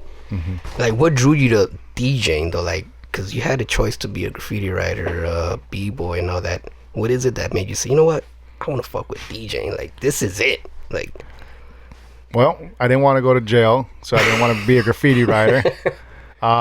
B-boy, I fucking was tired of getting hurt, and fucking the passion for the music has always been there since day one. You know what I mean? Like fucking my pops just always having the records in the house and always playing the records and having the parties, man. Like that was it. That was the calling, Like I said, I didn't realize until later, until I picked up those VHSs from my mom's crib, and I just noticed that there was a DJ in every fucking video, and I was like, oh shit. Like I had no idea as a kid. I was just already hooked to whatever that was, that sound. And and fuck it, wasn't like Grandmaster DST. Like I'm not that old, but like when he was with Herbie Hancock, and that's everybody, like a lot of hip hop DJ story. Like, oh yeah, Grandmaster DST, but that wasn't mine. I think probably I guess Run DMC with Jam Master Jay, seeing him cut it up or whatever. Definitely heavily influenced by the East Coast, because I think the East Coast were using DJs, felt to me a lot more than the West Coast guys were doing. Yeah. So a lot, I get that to this day. A lot of people are like, oh shit, you're from New York? And I'm like, no. Heavily influenced by like a lot of the hip hop. I mean, it's obviously where it stemmed from or pioneered from, Well, so. The DJ culture, definitely. I mean, it started there. Yeah. But yeah, I mean, fucking being a DJ, man, and being able to just play the songs that I liked. I thought I had a good ear for the music, and I felt like that need to just express myself by putting out good music to people, kind of how we were talking about earlier. Like, somebody's got to set that level of quality control, Yeah. So that's what I've always been trying to do, is just like put a certain level of quality. You didn't just like, you weren't. See, I when I started like thinking about DJing, I used to think of just like collecting the records and playing it at the party, blending them, make everybody feel good. You took it to the turntablism level, man. Like, fucking immaculate, crazy, phenomenal shit. Your skills are fucking the shit, dude. Thank you, bro. So I never got to that part of turntablism, man. I'm so glad that you took it there. Thank you. And there's a lot of people that will, I give a lot of advice to a lot of kids. Like, if you're going to do something, man, do it to the best. And it shows that you've done it, man. I've seen your skills, and it's like, holy shit, dude. Are you still on turntables? Still on turntables. Till this day? Still on to this day. My residency, I have 2 Techniques M5Gs, and I got a Rain 62 mixer. To this day, 2-channel mixer, man. Show me your little record player. Dude, you should see setup. Yes, he's still okay. To answer your question, yes, he's still on turntables. Yeah, now it just gets a little bit smaller. This is a portable turntable I brought with me today. Vestex Handy Tracks. Modified with Raiden faders. Shout out to Raiden for the portable faders. Shout out to Jesse Dean for the dope ass tone arm modification. And a major shout out to Open Format LA, man. Like, they just got back from an Asian tour, 5 Fingers of Death tour, and they were out in Asia promoting portable turntablism. So these portable turntables, basically now there's a whole market of the scratch DJs that are making these 7-inch records that fit on these portable turntables, and then they have these apps, Table Beats app, that you could get on Android or iPhone, and it has what's called loopers. So these loopers are just basically looped beats by different independent artists or whatever that are in kind of this culture. And it's actually became a business. Like these guys are making parts that modifications for these turntables out of like fucking 3D printers, and then they're taking them to the manufacturer and getting them mass produced, and all of the community is picking all the stuff up. So you're actually seeing all of these guys become successful business owners off of the parts that we need to do this with. They turned the roller skate into the rollerblade. That's it, man. That's it. Yeah. You know, they didn't switch it up too much, man. They just fucking kept it the same, but just changed it a little bit, you know, and it just made it better. You know, Newmark put out a portable turntable, the PTO1, and that's like the most common. It's the PTO1 Scratch. I mean, this reached a level where Newmark was like, fucking, we're going to get involved. But when they did it half-ass. Obviously, they didn't do it with the culture behind them. So they kind of, when they put it out there, these guys took that and just modified the fuck out of it, made several different parts for that in order to use it almost like a real turntable. You know, made it realistic instead of like a fucking toy. So yeah, man. I mean, it's a huge scene. Last year at NAMM, it really blew up. Like the whole Pioneer booth was fucking completely packed. Scratch Pickles was there doing a showcase for the 13th floor. But they had the first portable session at NAMM, and it drew a fucking crowd that was like, wow, bro. Like it almost felt like, you know, like Stevie Wonder was on the keys, and that's the kind of crowd we had around us. This year is going to be even bigger, man. Now that these guys, my homie Matt Undercut, DJ Undercut, Open Format LA, the homie Swift Style from Austin, Texas, these guys have already been over to Europe and promoted this shit, and they've already been to Asia to promote this shit. And they're telling me, man, firsthand that Hydroe, the fucking hip hop culture is so alive and so well, man. It's crazy. Like when they hear people say like, oh, hip hop's dead, they're on the same shit we were just talking about earlier. It's like, it's not dead. You gotta fucking find the good shit. Weed out all the bad and look for the good, you know? So, you know, we're in a good place right now. I want to promote that hip hop is alive and well, and everybody keeps supporting the culture, man. Like, this shit is dope. Man. Like, it's going to the youth. The youth are jumping on these turntables. Beat Junkies just opened up an Institute of Sound in Glendale. So the youth is just vibing this shit, man. And I want to, like, I have a calling to bring these programs to more schools. You know what I mean? Like, fucking, we need to have production classes and like intro to DJ, more creative classes than we need to have a home economics. Fuck, you know, we don't need home economics, bro. They probably, a lot of schools don't even have that. They don't have any. They don't have anything. I mean, like any of those extracurricular programs. The first thing they cut is music. And not to get political or anything, but the way America is being run, they're giving them enough knowledge, just enough knowledge, so they could fill out a fucking Burger King application without fucking out. Sad. And they taking the art out of the schools, the drawing, the art, the music. You got to bring back stuff to work with your hands. It's fucking man. sin. That's all It's a fucking sin. It really is. You know, like you're training this youth for an industry that's not there anymore, and you take the art out of there, and so you're taking away their individualism and their creativity, and the way to unlock that. And that's why you got fucking Little Uzi Vert, and that's why you got fucking, you know, Little Windex, because that's an actual name, dude. It's sad. I know, and I just bought a fucking like a little fan for my nightstand or whatever for when I sleep, and it's called Little Blizzard. And I'm like, God damn, they're even naming the fans Little Blizzard.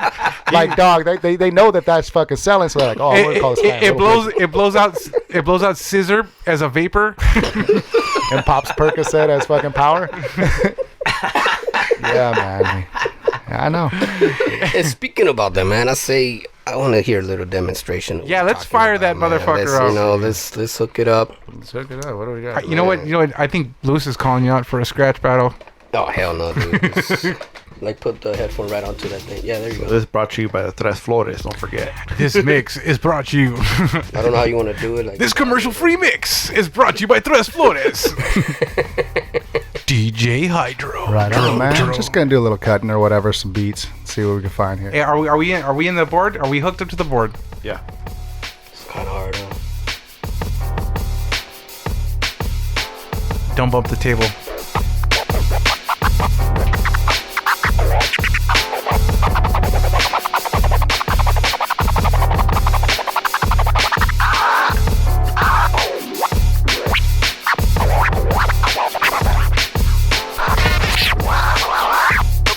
Crazy ill with the crazy ill, crazy ill,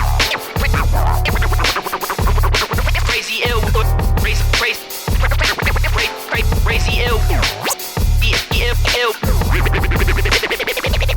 ill with the skill.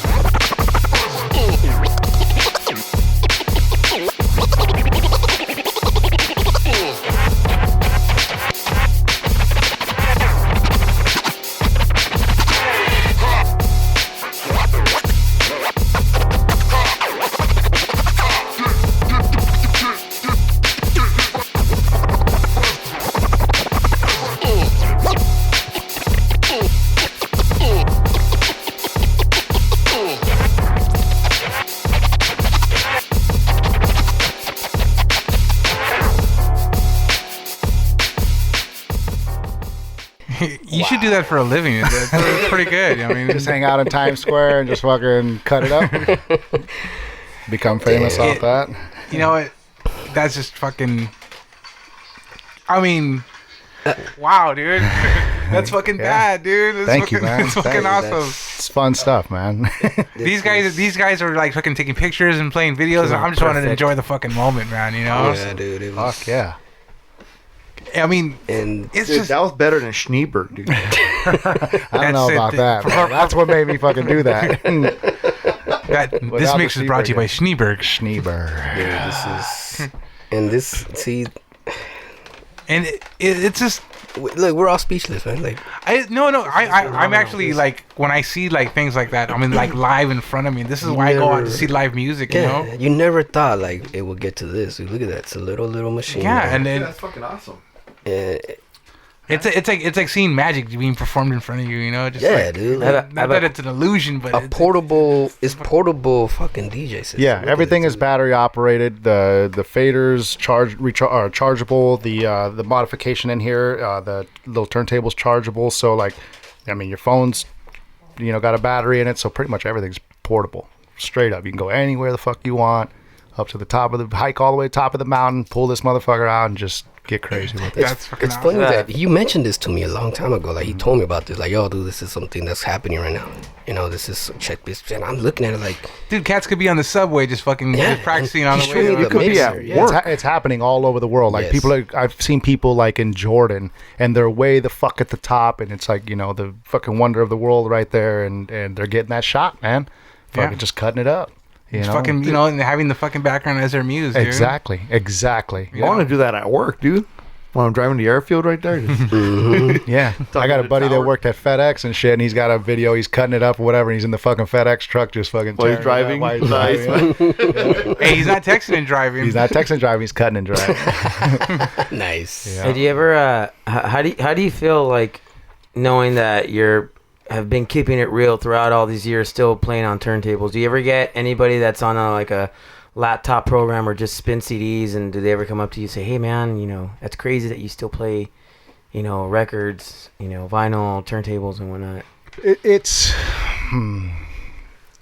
fuck, man. I guess the only way I could explain that is like, we're in a world where you gotta embrace the technology, you know. Like, if it was only turntables out there and fucking you pulled out some CDs, not even CDs. Like, bottom line, you gotta embrace the technology. So there's gonna be the DJs out there that aren't gonna know the culture at all, but they're gonna be good as fuck at what they do and how they utilize the equipment they use. Maybe that was all they could afford, you know, and they just made it work, you know. So I don't really knock anybody. I just tell most people that everybody that if you're trying to do like hip hop, the culture of this stems from 2 turntables and a mixer. You might want to go and research the culture that you're getting involved in. But if you're just like an EDM DJ dude and you're not trying to step in the hip hop like lane, do what you do, man. Play CDJs and your controller, handle it. Yeah. And do what you got to do. You're an artist of your own, and you're finding your own lane, and your lane is okay with that. Mm-hmm.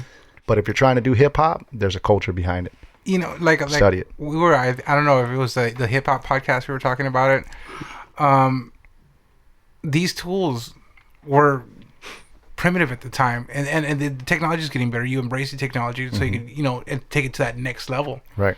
When the drum machines first came out, like the MPCs and the 808s, they were designed to play backbeats for guitars, you know, and piano. Right. They weren't designed for hip hop. Like Roger Lynn, that invented the MP, never expected this shit to happen, man. He will just make it like you said, you know that. And then the hip hop cats grabbed onto it and turned the shit inside out, man. Now it's its own instrument. Yeah. Fuck yeah. Like, I mean, look at A-Rap music, what he's doing on the fucking MP. You know, that kid's going to town, man. He made a fucking paved the way for himself. Yeah, you know? We used to do sets. Me and this guy, we used to do sets with the MP and the turntable. Mm-hmm. We did a whole fucking 10-minute set all back and forth with the MP. I'll be playing the sample, and we had 2 DJs. So it was 2 DJs, and I was playing that shit. It was like a performance, man. And that's what we used it. Like, we used this shit to perform. That's fucking, you know, it just, I know, I have a very good idea how music is structured, how a song could be composed, and what's the elements it needs for the composition. Mm-hmm. And yet I'm still amazed by how people could create from, be it your violin, your MPC, your turntables, and just make it musical. Because the instrument itself is not musical. Right. It's the person behind it. And however you do it, if you're fucking using Fruity Loops or you're using that, the way you put it together, it's all how you compose it. Yeah. It really is. It's the end product, you know? And you from the most primitive or the most fundamental tools, you could make such great art. You know, like what you just did. I mean, just scratching that. I mean, I was just amazed by it. I'm like, wow, this guy's, you know. And you talk to people, and you know when they're real. Like, you seem very real. You know, and there's no bullshit in your passion. You know, and then but I forget why you're here. You know, because we're all talking about music, and then when you do that and when you perform like that, I forget, and then it shocks me. Everybody here is fucking talented as fuck, and I'm humbled by that. I'm always humbled by it. But we're such regular guys, we forget about our talent, you know? Like, shit like that, it reminds you, and it just, like, makes you smile, you know? And you be amazed by it, like, wow. Thank you. You know, and I hope you do something with this DJ thing. I mean, just, like, go to Dave & Buster's, you know? Something. I'm gonna do something, man. I really have to. You know, I mean, I've been doing it long enough, and I'm not gonna stop, bro. I mean, this is my passion. This is my calling, and you know, wherever it takes me, man, I'm ready to take a ride. You see, Ernest Hemingway used to say that, you know, the reason why he writes is to get out, to go to sleep. Because he can't go to sleep unless that passage is done. Right. You know, and this is what drives us. This is what drives us to take, you know, like, hey, I like Duran, and I'm gonna go, you know, do my own thing. To, hey, I have so much passion for music. Let's create a podcast and talk about it. Let's go out and fucking spend fucking, you know, not time with your friends getting drunk, but fucking going home and practicing. You know, this is it for us. There's nothing else. It's the end all. It's the end all. It's the answer. Sure. It's the answer. Yeah. Yeah, and it's the drug that drives us. You know, and the endorphins kick in when you finally like look back, and then just just, I'm done. It's the heartbeat, man. Yeah. Really, I mean, you guys remember that movie Iron Eagle? Yeah. You remember what drove him? What made him fucking fly was the music, man. Yeah. When they took away his cassette tape, that was it. He was over. could not fucking fly. Yep. You know, and I feel like that's how I am, man. Like really, the music is my driving force. Is really the heartbeat every day that I wake up. I mean, having a studio at home and having to still go to work, knowing my studio's upstairs is probably the toughest shit every day. You can carry it. You know what? Yeah, I know. I got to take it with you.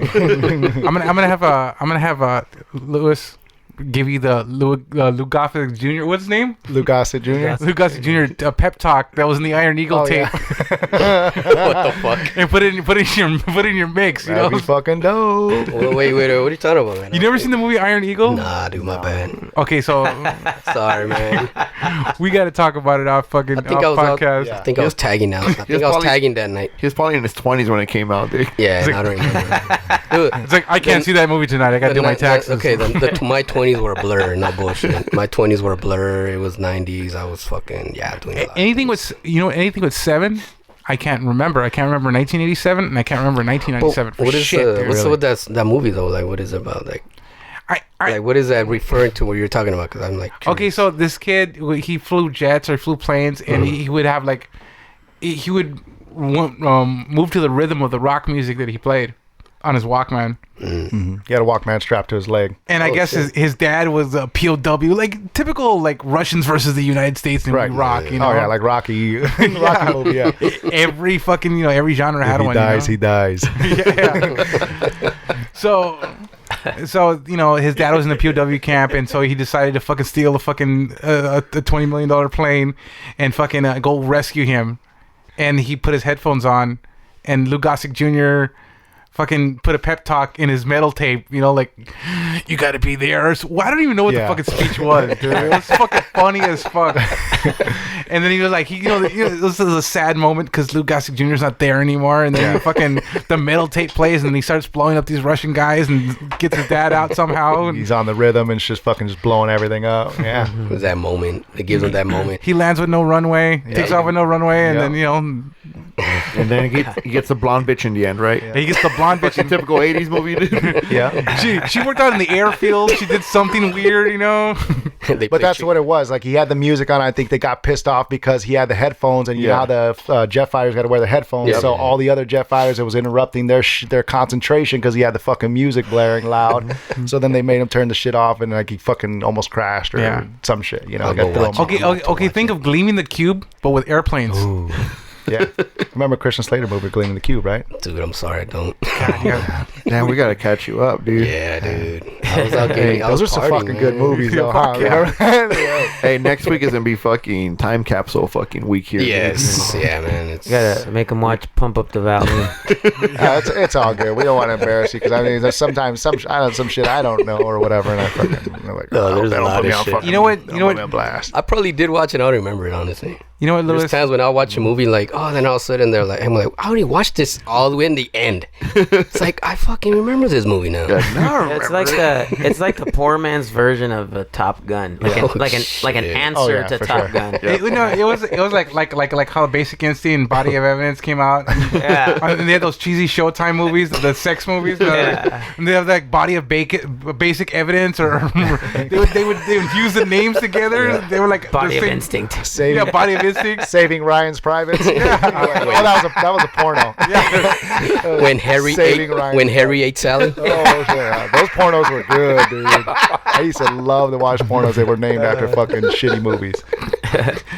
Yeah, fucking Harry and the Henderson. What was that? Oh, no, it was a Top Cum. Oh, God. Forrest Lump. The Lodeman Cometh. Those are Peter North movies, man. Those were really good. Peter North. That dude had the biggest jizz in the world, bro. Oh, dude. The funniest thing is Chris recognizes the porn star by his cock. He doesn't have to see the guy's face. Whoa.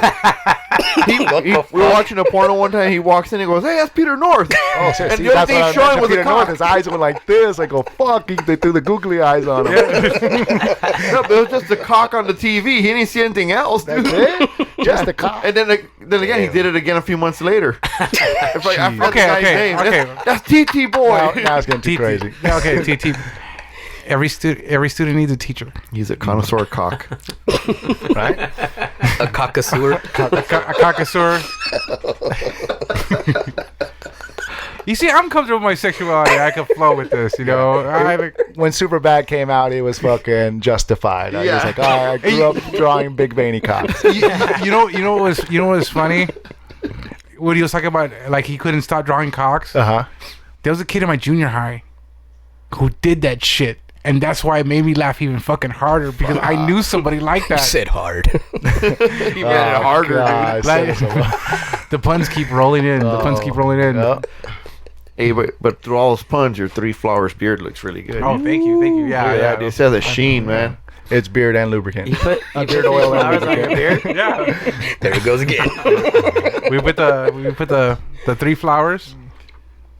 We put that on there. I've been using it on my beard for the past week. And not the tree flowers. And we even took it to another level now too, man. Oh, I've used this pomade before. You still have hair. That shit looks like KY jelly.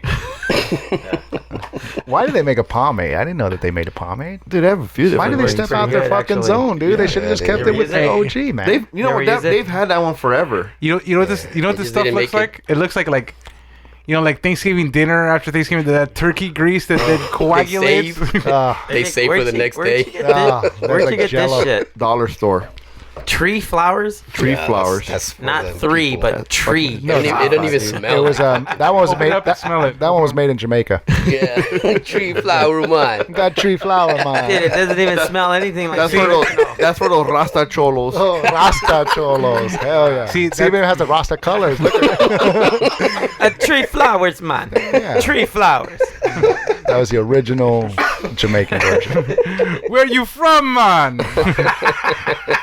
Bumbleclad. Hey, you guys hear about that shit though? About the reggae, the way the reason they the reggae music came out in Jamaica is because they used to hear those records, and they could only hear a certain part. Therefore, the snare and the kick was off, and that's how reggae music came out. Yeah, because there's a delay in the radio. Yeah.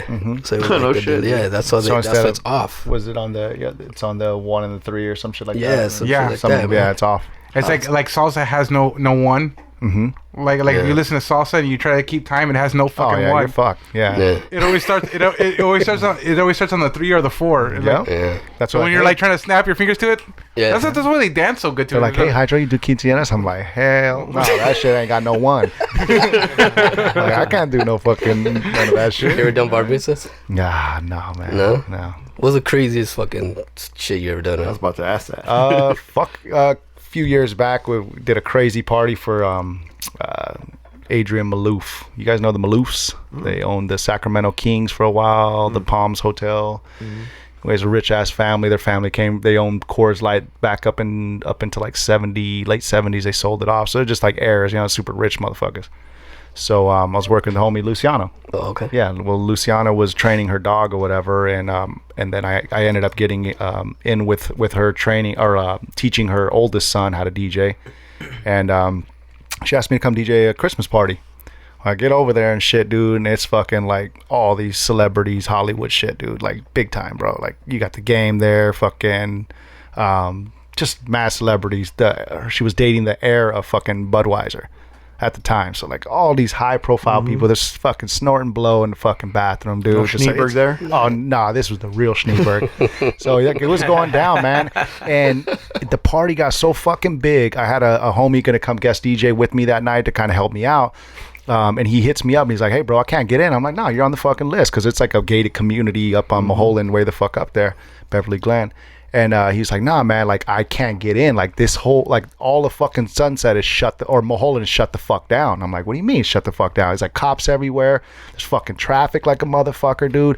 Come to find out, like, we shut down Mulholland, bro. Like, there was so many, like, the dudes from Entourage were trying to get in. Fucking Gloria Aldridge was there. Fuck. Bro, high profile fucking party, right? So I'm over here having a fucking good time, dude. Like, I'm in there. So, like, I'm already DJing shit, having a couple drinks. I think she was sponsored by, like, some vodka, whatever. So we were getting some fucking vodka shots and all kind. It was getting crazy. So, fucking, long story short, nobody else could get in the party. They shut it down. I'm fucking hanging out there, and I'm blazing a fucking joint with the fucking air of Budweiser. This fucking young guy. Nice. Yeah. And he's like, oh, yeah, I like to smoke some weed or whatever. Oh, fucking cool. Well, we blaze up here? He's like, yeah, fucking right here. Great. So I'm over there till like fucking 3 in the morning. The party got cut off like at 11, bro. And I'm just lushed the fuck out. Faded the shit. That's early. 11 o'clock. Yeah, 11 o'clock, man. They shut it down, dude. It was, I mean, like fucking...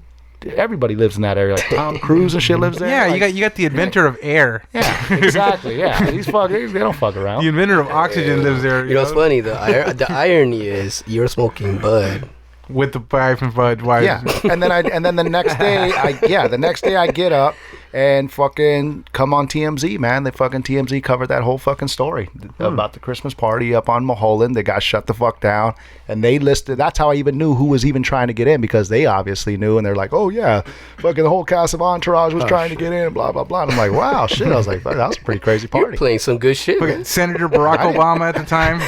Tell you the truth, I don't even think I played shit. They had like a wannabe Chris Brown. I think I maybe played for about an hour, and then fucking the party got broken up. We're like, I turned the music off. I was like, oh shit, cool, man, let's party.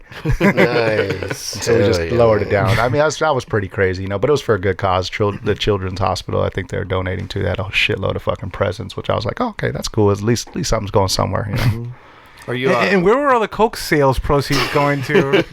Dude, I knew that was happening when you see 5 dudes fucking in suits going to a bathroom. You're like, come on, guys, you ain't fucking going to powder your nose, man. Like, there could be a pretty sweet glory hole in there. Oh, that could have been. Oh man, that would have been cool. They would have told me about that. I probably would have like lubed up with some Tres Flores. I think the craziest shit that I ever did, man, we're DJing up in LA a couple years ago, and fucking Little Easy E walks in, dude.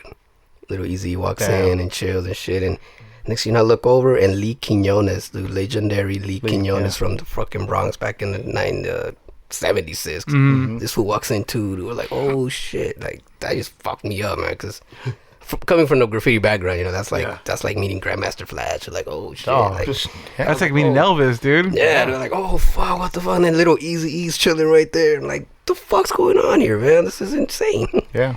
I think a crazy moment like that happened one time also. My buddies have fantasy football every year, and I don't do the fantasy football stuff, you know what I mean? So I would always DJ. I'm like, fuck, I'll just DJ the party, you know what I'm saying? I'll bring the music. So I get out there, and one of my boys, he's a dirt contractor, basically.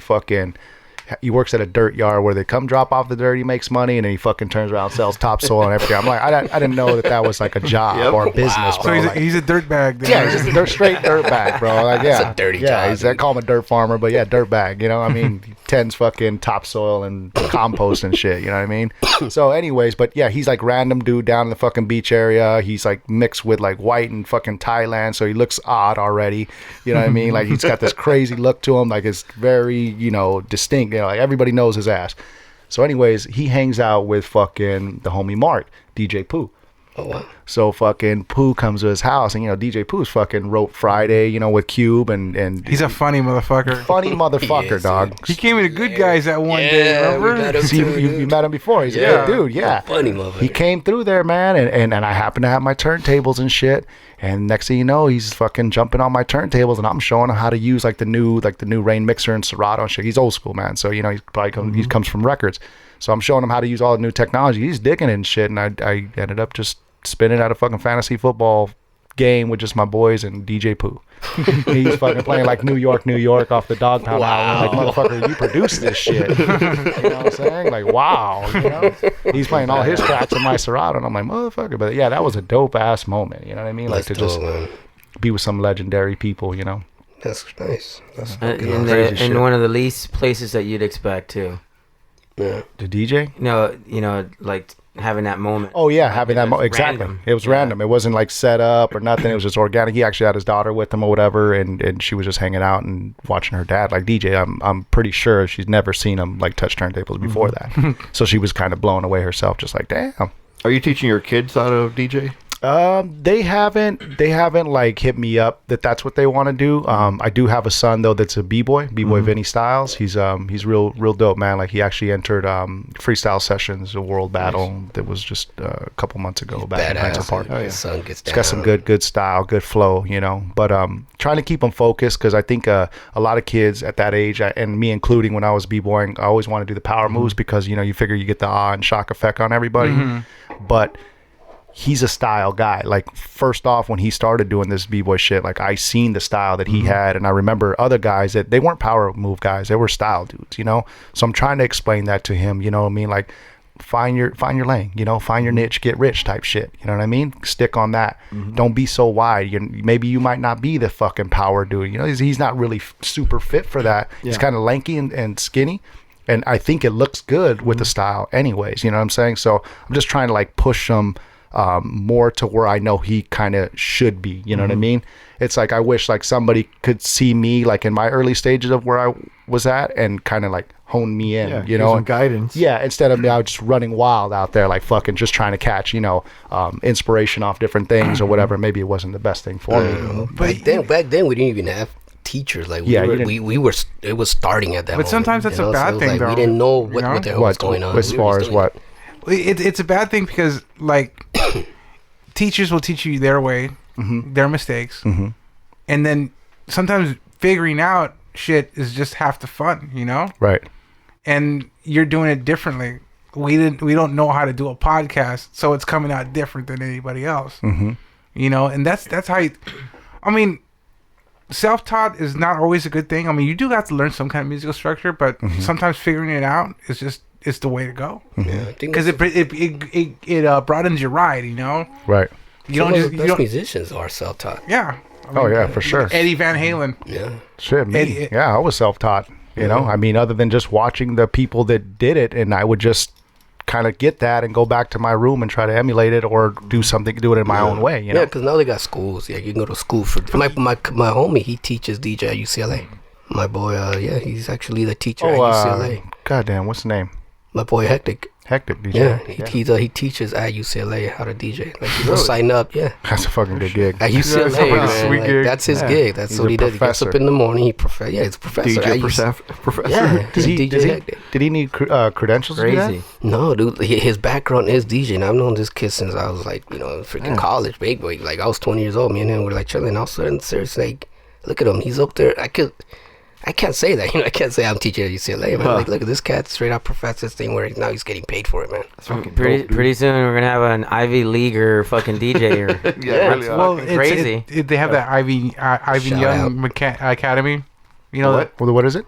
The Ivan Young Academy at USC. Oh yeah, USC. Yeah, that's a fucking great thing that they did over there, man. Yeah, it's huge. That's huge. But that's who we need. We need some of the leaders to do that. You know what I mean? Yeah. Continue to do that. The pioneers. Yeah. Those are the guys, man, that paved it. So they got to continue to do what they started, Yeah, show people the way, like not only the production but the business side of it too. Right, because there is a huge business side of this, man, that a lot of people are missing. You know what I mean? There ain't nobody gonna teach you the business. You know what I mean?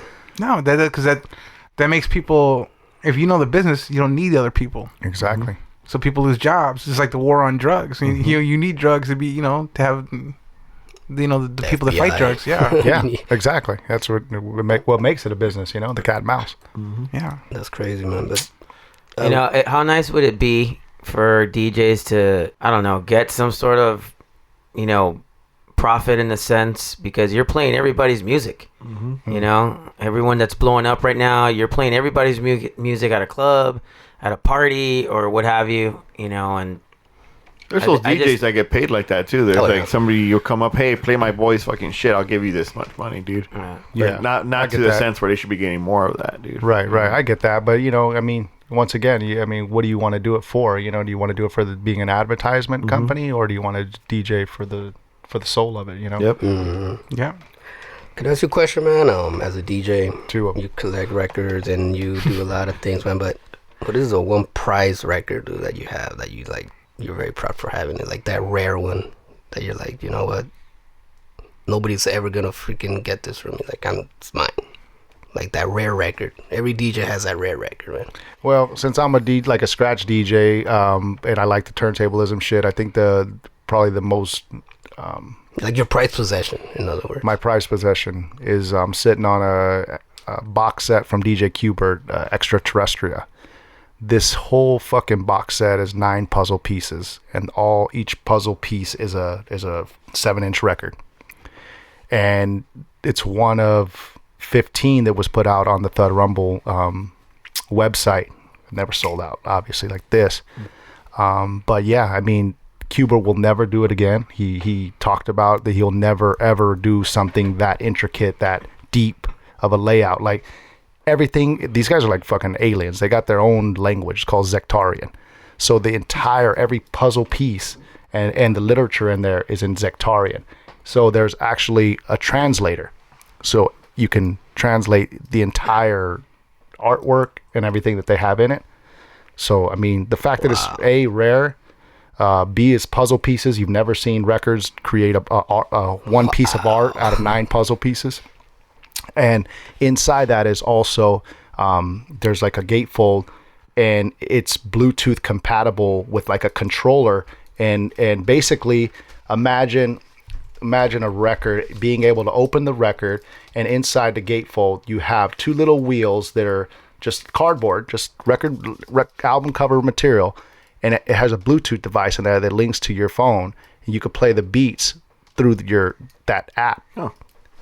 But you have to have that device. It's so rare. Wow. And the beats on there, man, like Q fucking merged some beats on there. Like I've never heard any of these Scratch Pickles albums that had shit like that. It's just very rare shit, you know what I mean? Kind of from like the archives, man, that he didn't really want to release. How many times have you played the record? I've only played it once. I've played it once. Yeah, I don't fuck with it, man. Like it's even the record is not even like vinyl. It's almost like a high fucking like a Lexan. It's like a Lexan, like a plastic crazy. Like acetate almost. I get No, acetate's yeah, that's different. Yeah, acetate would dissolve. Right. It wouldn't last forever. No, this is like it's almost like it feels like plexiglass, like glass. Like it's real. It's a different material. Wow. But he mentioned it. He was like, you know what? It was they had a Kickstarter for it, so it took 3 years to press that record and put it out. Wow. 3 years, and these guys are used to putting out records like fucking crazy. So I could only imagine the work that went behind this. You know what I mean? So I mean that's probably one of my biggest prized possession records. Value wise, probably holds the most, and is rare. It's fucking rare, super rare. You know, and I was just glad to get a copy of it. Like a lot of people, are like, oh yeah, I mean, who's gonna throw 500 at that shit? It's like I'm gonna throw 500 at that motherfucker. You know what I mean? Like, come on, if you do dope, bro, you do dope. Yeah. You know what I mean? Yeah. We're talking about that every now and then, about the value of a record and about music, you know, as opposed to just like your cell phone. You know, like, oh yeah, I bought this, it was $1,000, whatever. But when you own something like that, man, it means a lot to you, way more than the damn cell phone. You know, it's like this shit is priceless. Priceless. Yeah, when you think about the amount of people that have it in that condition, and just like. Not a lot.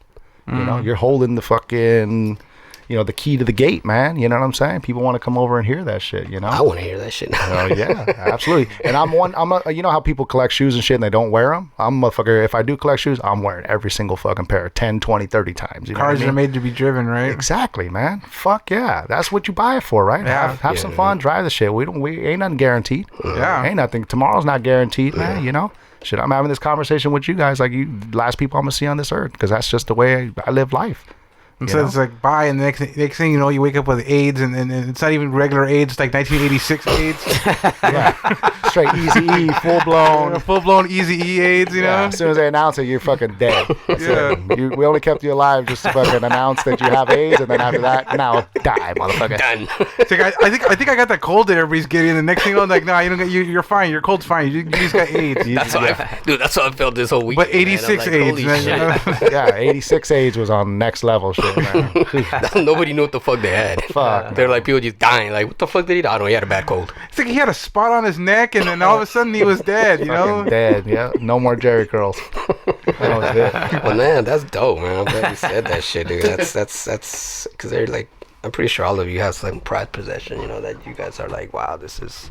And I just wanted to share it. You know, I wanted to hear his story. Yeah, I think, that one from Cuba, man. I mean, obviously him being kind of the god of the scratch community and shit like that. He like has really, his own turntable, man. Yeah, he has his own turntable. Yeah, he was the pioneer of when you say turntablism, scratch community, and all that shit. Like Cuba was that guy, you know.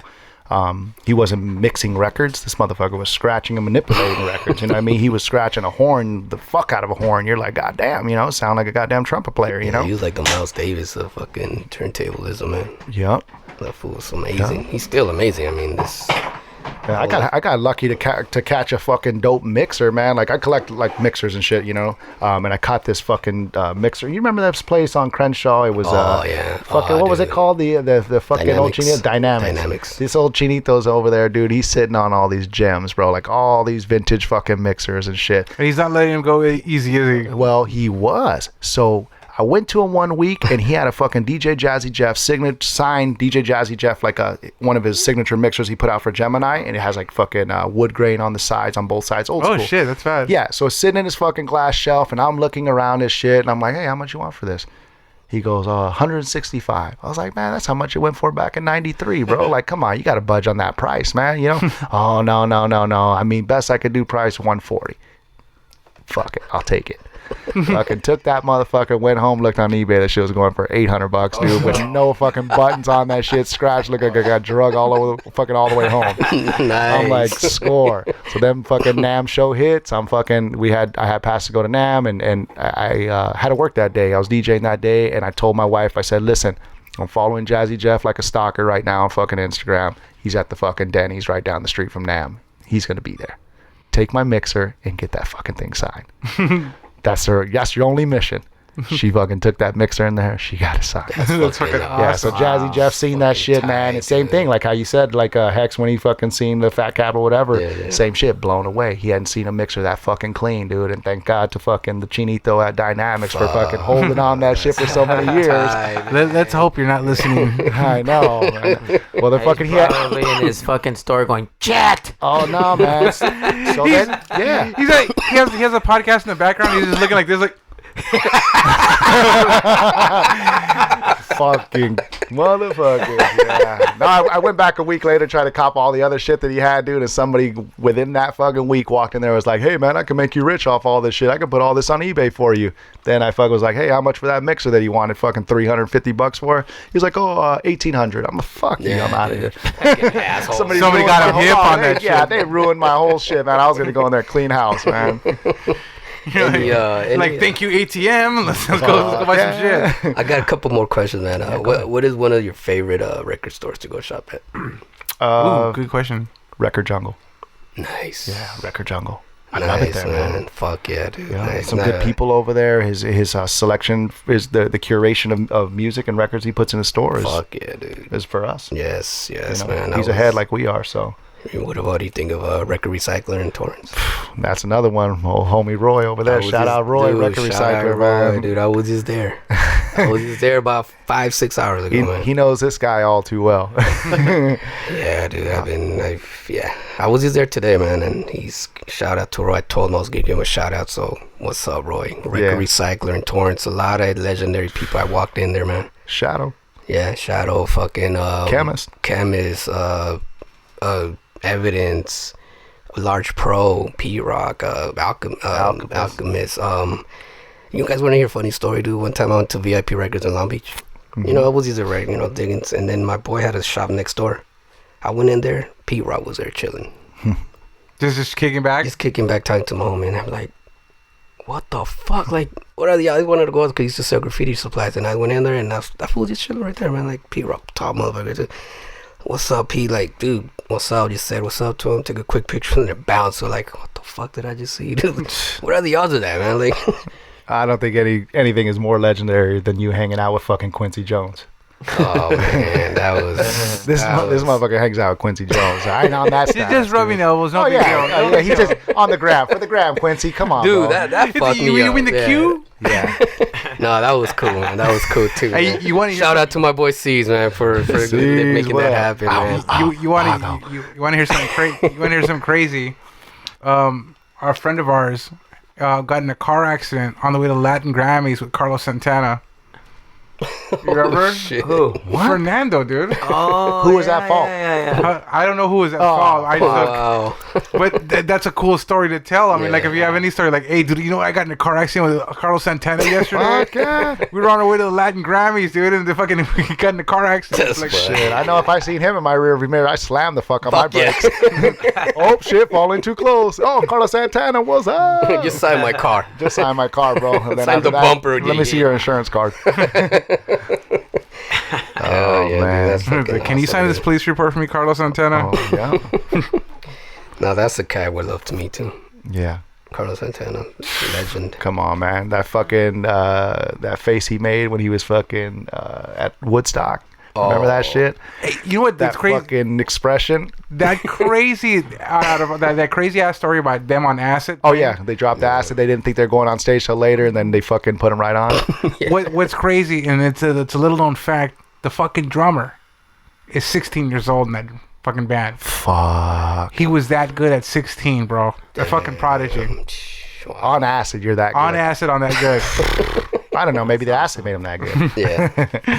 I can't even drink a 7-Up before I play. You know, this guy's fucking doing acid and shit. I know. You know? It's fucking murdering that shit, Yeah. dude. Oh, man, the whole fucking band. You're like, holy shit, dude. Like, fucking, that was some good acid, man. Yeah, and they're just playing the most complicated, intricate shit, and they're doing it on fucking drugs. You guys hear that Led Zeppelin turned that down? Woodstock. Yeah. They Really? turned it down, yeah, because they didn't want to be part of this everybody. They wanted, they wanted to be the main people, man, but there were just too many bands. He's like, nah, that's cool. The Beatles turned it down, too. Yeah? Oh, wow. Yeah, the Beatles turned it down, and the Doors weren't invited. I wonder why. Yeah, they were just way. I mean, Jim Morrison was just way too fucked up. Yeah. And then, he already developed a notorious reputation for fucking up gigs. Right. He's a liability. My brother-in-law went to go see the Doors with CCR. Oh, nice. Shout out to Dan Sutton. What's up? And he said that Jim Morrison was just fucking on acid, and he was just sitting on the floor laughing. Hey, speaking And about he didn't even fucking perform. That's a waste. Just Yeah. talking about Dan, he went to Losing Her, dude. His homie. Dan's son. You're talking Yeah, about your... my brother-in-law. Yeah. I went to Losing back in class of, 70-something. 60-something maybe. Jeez. Small world, man. He was at Woodstock. Nice. Yeah, back when they had surfing as a class. And Hawthorne. No shit. No shit. Oh, yeah, Losing Your Hawthorne, they're right there. Yeah, it's right by the beach. Yeah. Yeah. My son's school still has fucking surfing, man. But he's lucky he gets to go to Maricosta. Oh, shit. Yeah. He's a privileged kid, I guess. He still lives in the hood, though. Fuck that. Don't tell your homies. That's why he never brings the homies to the house. And she's like, Dad, they don't want to fucking pass aviation. I'm like, damn, I don't blame them. Fuck that. I wouldn't either if I didn't have to. My parents fucking were rich. It's like, we're going to keep you humble. We're going to keep you in the bottoms. Hell yeah. Fuck yeah. That's fucking awesome, man. Yeah, good times, man. Shit. How you guys feeling out there? I'm awesome. Dude, Yeah? We're Yeah. feeling good, man. Feeling good? I'm doing good. Yeah? We're doing good, man. Do this. Yeah. I appreciate you guys having me out here, man. Like, I swear I feel like I've known this guy for a long time, but I feel like I've known you guys for just as long. You know what I mean? I'll tell you, dude. For at least 4 hours, at least. It feels really good, like hearing your passion behind what you do, and then both of you guys just feeding off of each other. And I'm not the most familiar with the pioneers of DJing and stuff, so this is a really good experience for myself. So Awesome. I think you have a fucking good vibe, good energy, and you're very knowledgeable of your craft, and I think that's what makes somebody like you special at what you do. So And just like, you're always welcome to come back. If you like doing this, we can do this every week. You know? tell your friends to get with my friends, and we can be friends. Yeah, you know? right. That's it, man. Hey, I'm down. And you guys already know studio. I got a studio. You guys are more than welcome to come to. And if you want to get out of here for a little bit, shit, I got a spot too, man. And do a little portable show or whatever. We could do a round two. You know what I mean? Cause shit, I got so many stories, man. It's not even funny. You know what? We're gonna get our video crew in here. We can get them situated, and then we'll do a live video set. I'm gonna do one right now. Yeah. You can make it happen. You want to close it out with another song? Yeah. I got another track right here. Shit. This one is also with Pigeon John off the Rap Record, 2017, called White Marlboro. You guys like smoke Marlboros? I used to. Camels, huh? I smoke Camels. Yeah, I heard Marlboro's going out of business. Yeah. Really? How How is that even possible? I think because of weed. Because The weed's going to take them out. They're trying to sell weed. I remember that, but I don't think they're going to do it. I don't know, man. You know what, though? Those guys could walk away and Marlboro's trying to sell weed? Yeah. Really? Yeah. Have you noticed people are smoking less? You know, okay, this is because you smoke, so you see the guys in the smoking section. Okay, this is my thing. There was times when I was younger, you know, and then just trying to figure out the world, where I would rather fucking buy a pack of cigarettes than buy a sandwich. So I call bullshit on the weed is gonna take over Marlboro. Marlboro is too big of a conglomerate. It's like a giant fucking dragon with a giant head. Right. You know what though? Overseas people are still smoking like crazy, dude. Fuck yeah. More than ever, I think, man. Really? When I was in Germany, I was like, damn, a lot of people smoke over here. Like, I wish I could have another cigarette. It's the only place you can smoke, dick. Yeah. You know? Well, it's a far place from California too, man. Yeah, so exactly. Fuck anybody close to California. You can't even smoke in front of the building. You got to fly to Germany. But what I saw the most was younger people smoking, though. Over here, it's a bunch of older cats. Yeah. Over there, it was like 18-year-old girls, hot girls smoking, dude. Damn, she smokes, she chokes. Yep. Right? Exactly, man. Don't you guys say the same shit when you see a hot chick smoking? She smokes, she chokes. Oh, she's down for anything, hot. dude. That makes it even that much hotter, dude. I'm like, fuck, she doesn't even care. It's like wearing white pants for a girl, dude. Same thing. Smoky blowjob. Just dick smells like mad filter and shit. You're like, what? That shit would be fucking cool. It's like the dick smells like Newports. Yeah, I watch all hundreds. Yeah, I watch all the porn that says, "Oh, chick is smoking," and banged out smoking sick. With a tattoo. You know, on the face. fetishes are just way too fucking weird. I mean, It's fucking gets crazy nowadays, huh? Yeah, I mean, if you could think of anything just like silly, and there's probably a fetish of it, dude. That's a big business. Yeah. That's a fucking big business, bro. The porn industry, Jesus. The porn industry outsells the entertainment industry, the sports industry, and the music industry combined. Wow. You know that for sure? Yeah, it's a That's fact. fucking It's crazy. a fucking fact. As much as he recognizes Peter North's cock, he knows that for sure. Dude. He knows it for sure. Yeah, Fuck no. that. I mean, it's a fact, and it's been consistent from whatever. Because if you think of pieces of technology, like the second HD product that was ever shot was a porno. You know, These guys, the pioneers first of this shit. yeah, the first few 3D, films or whatever was a porno. You know, they're just on the pulse of technology. So if we had George Lucas in here, we said, "Who's your biggest inspiration?" He'd probably say Ron Jeremy. Yeah, or the guy that produced Ron Jeremy. Well, probably, right? You probably, And yeah, didn't they say when video came out, they say the porn industry took over? The video. Yeah. It brought it home. The stag films home. Yeah. You didn't have to have no weird 8mm projector. You fucking and you didn't have to go to like the Pussycat Theater or whatever the fuck. You could just rent it, and just because of porn, that video became way more popular. I used to walk by the Pussycat Theater every day on my way to school in the morning. Hey, have you ever seen that movie Fear of the Black Hat? No. You seen it? Oh fuck! There's this fucking scene where like it's like a mockumentary of NWA. It's they're called with hats. So they're NWH. You know.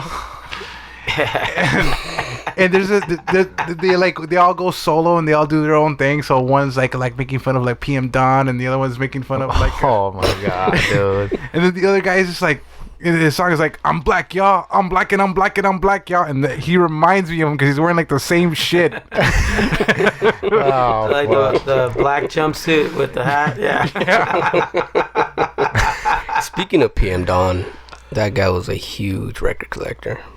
Really? Yeah, huge record collector, man. There was record conventions that there was one that they would wait for him to show up before they sold any records. So you got a bunch of guys wanting to buy from this one guy who had the best records.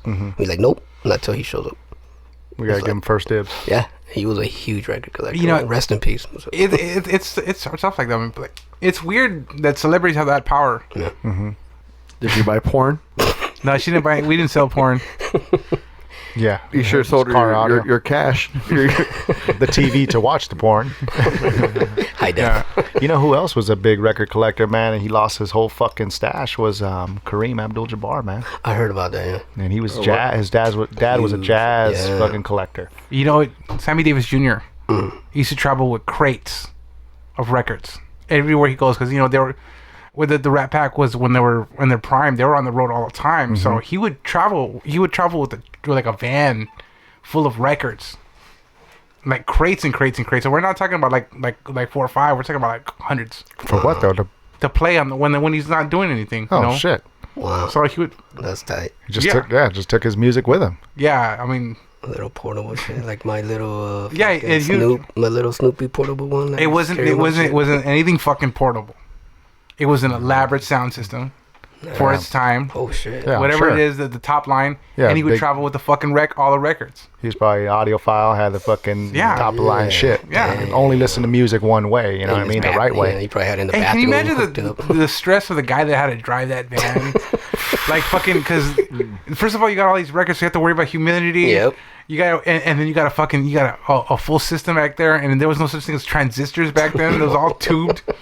All vacuum. Imagine how many fucking warm up and imagine how many records he worked. You also had the record players that were contained inside like a big piece of furniture. Yeah, that's what he would travel with. Big old consoles. So when he would get to his hotel, they would have to bring out all the fucking records and the fucking stereo, and they would put it in one corner and then set them up. And set them up for him. That's crazy. He had it like that. That's crazy. Hopefully one day I'll have it like that. Yeah. Right? You guys should understand, dude. This who has a shitload. Hydroe has a lot of records. Don't remind me, man. I imagine I don't even think you ever want to move. No, I don't. Absolutely, I made the best move that I did was by marrying my wife into the house she grew up in, and we absolutely have to go nowhere. Yeah, we're good. We're solid. I'm like comfortable in my area. I'm like, fuck that. I'll never move again. Records here, records here. Plus, every time I mean, lost most of my homies because of that shit. I used to move a lot, man. They were like, fuck you, bro. Like, we're cool, but this ain't cool. You know what I'm saying? So I'll hit you when you're done moving. So now they're all back. Now that your roots are planted. Hell yeah. They're like, fuck yeah. Okay. I'm going to ask both of you guys these questions because you guys have huge record collections. Have you ever bought anything twice or 3 times and didn't realize you had it? Oh, yeah. Oh, yeah. Oh, yeah. Oh, yeah. How about 3 Beatles records I forgot I had? I had, yeah. Yeah, you lose shit. I lose shit. Yeah. You lose shit. You can't remember everything. Yeah. And then you see it and you're like, oh, fuck yeah, there goes this fucking hot records. It's like, dude, you got 3 of them, dude. You did this already 3 times, man. I did it a month ago. I bought a Beatles record. Yeah. I came home and I'm like, fuck, I have this shit one already. God, so you just look for the best. I spent $120 on this fucking record I already had. Oh, man. That's a tough one. I don't know. I was like, shit. I was like, the expensive ones I kind of know I got. I came home. I think I was talking to you, Chris, on the phone. Just the funny you asked that because I was actually looking through my stuff and I'm like, fuck, I got this one already. You did tell me that. You did tell me that. Yeah. It was that one that I thought I didn't have anymore. It's like, shit. It's like, fuck. Because I used to do that with CDs. I used to do like, I wasn't a record collector. Not even a CD collector because I got into Napster right away. Oh, fuck. I remember that. I think collectively with all the hard drives I have, I probably got like about 4.7 terabytes of fucking music. Wow. Kazaa too. Yeah, Kazaa. Yeah, all that shit. Because it's not because I wanted to steal music from the artist and I was trying to take money from the artist. I know how much the artist made on the CD. They make money on touring. That's how you make your money as an artist. Exactly how you make your money. That's how you pay back the record company that you borrowed the money to make your album.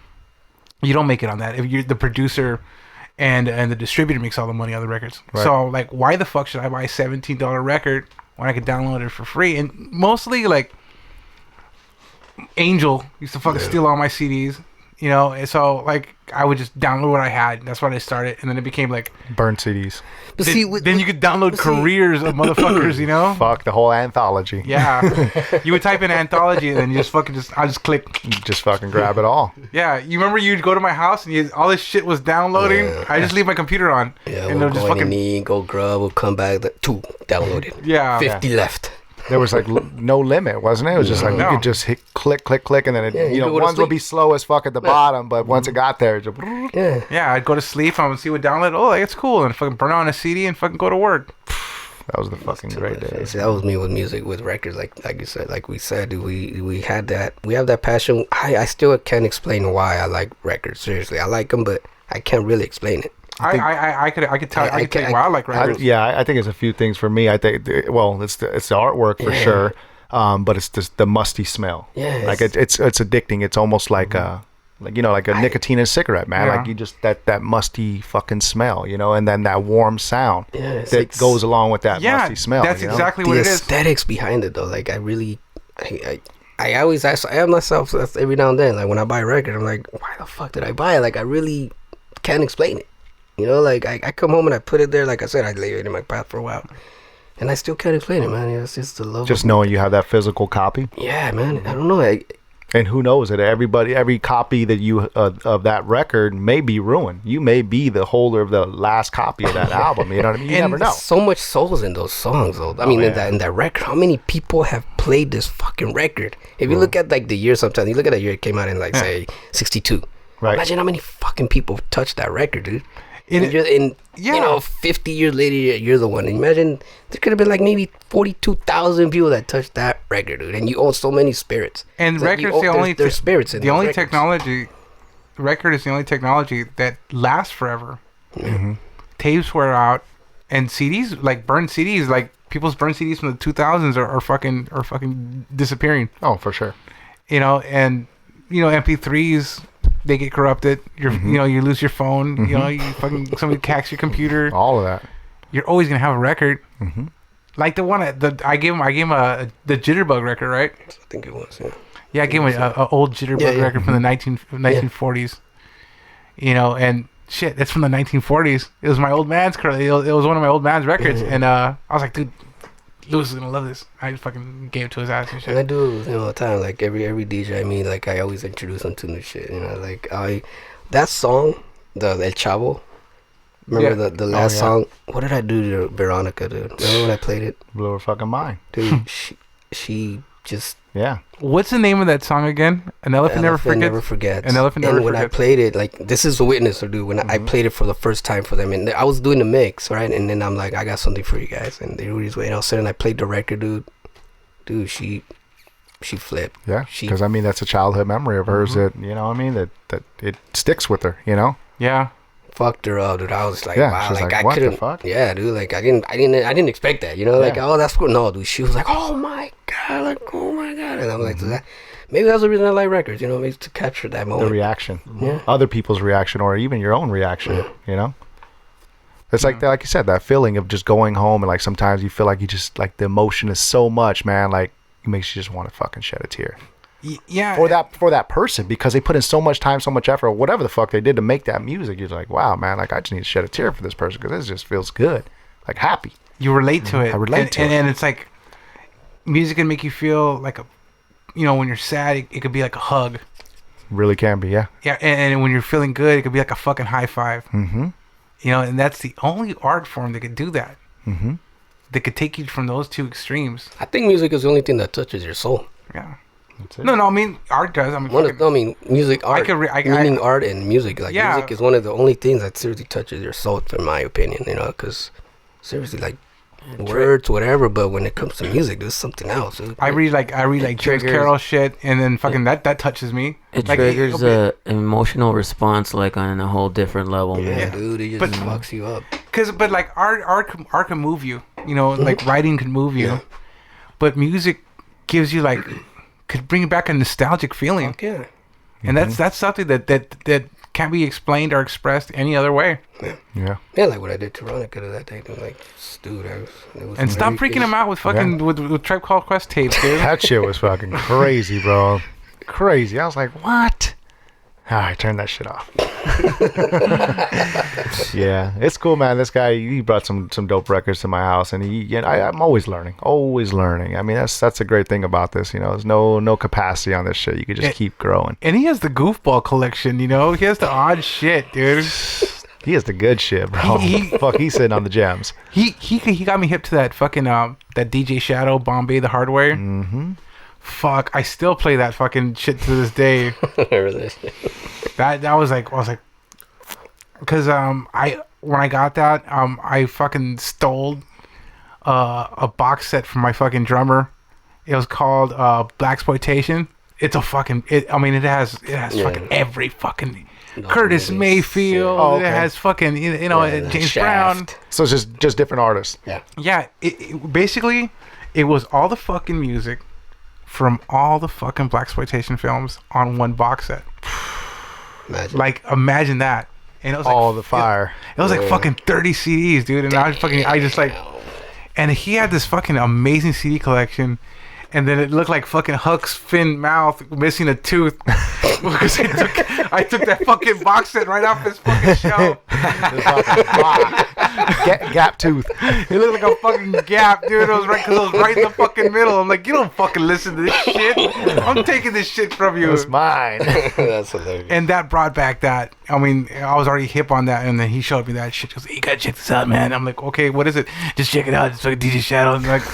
I'm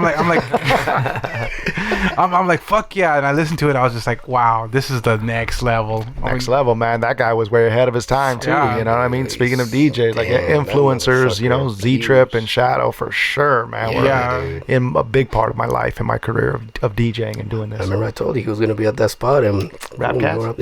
Yeah. You showed up. I showed up, and he was there, and got to hang out with him. I was wearing my Raiders jersey, and he's from the Bay, so it worked out. Oh yeah. Yeah. Actually, picture came out pretty good. Looks like a fucking album cover. Hey, do it. Introducing, I got that because of that song with was it Beth Gibbons with Midnight in a Perfect World. Midnight in a Perfect World, wasn't it? Yeah. That was Beth Gibbons on the vocals. Fucking sick. Yeah. I mean, that was trip hop. That was trip hop. You know what I mean? Because they showed that, and he made a video for that before the fucking album came out. Really? Because I was searching everywhere for that fucking album. Nobody had it. Like, no, I don't know what the fuck you're talking about. Got my shit signed. I was bumping that shit the other day. Oh yeah? DJ Shadow introducing the album. Dude, I took that one that day when I met him at Rap Cats. Who signed it? Actually, it's sealed still. He signed. You should have got him the Bombay one, Dick. Don't even go there, dude. Don't go there with that, dude. That would have been fucking super dope. No, but he actually signed the tag because I didn't want to open it. I'm like, do I have to keep it sealed? How am I gonna have this fool sign it without me opening? So he signed the little seal.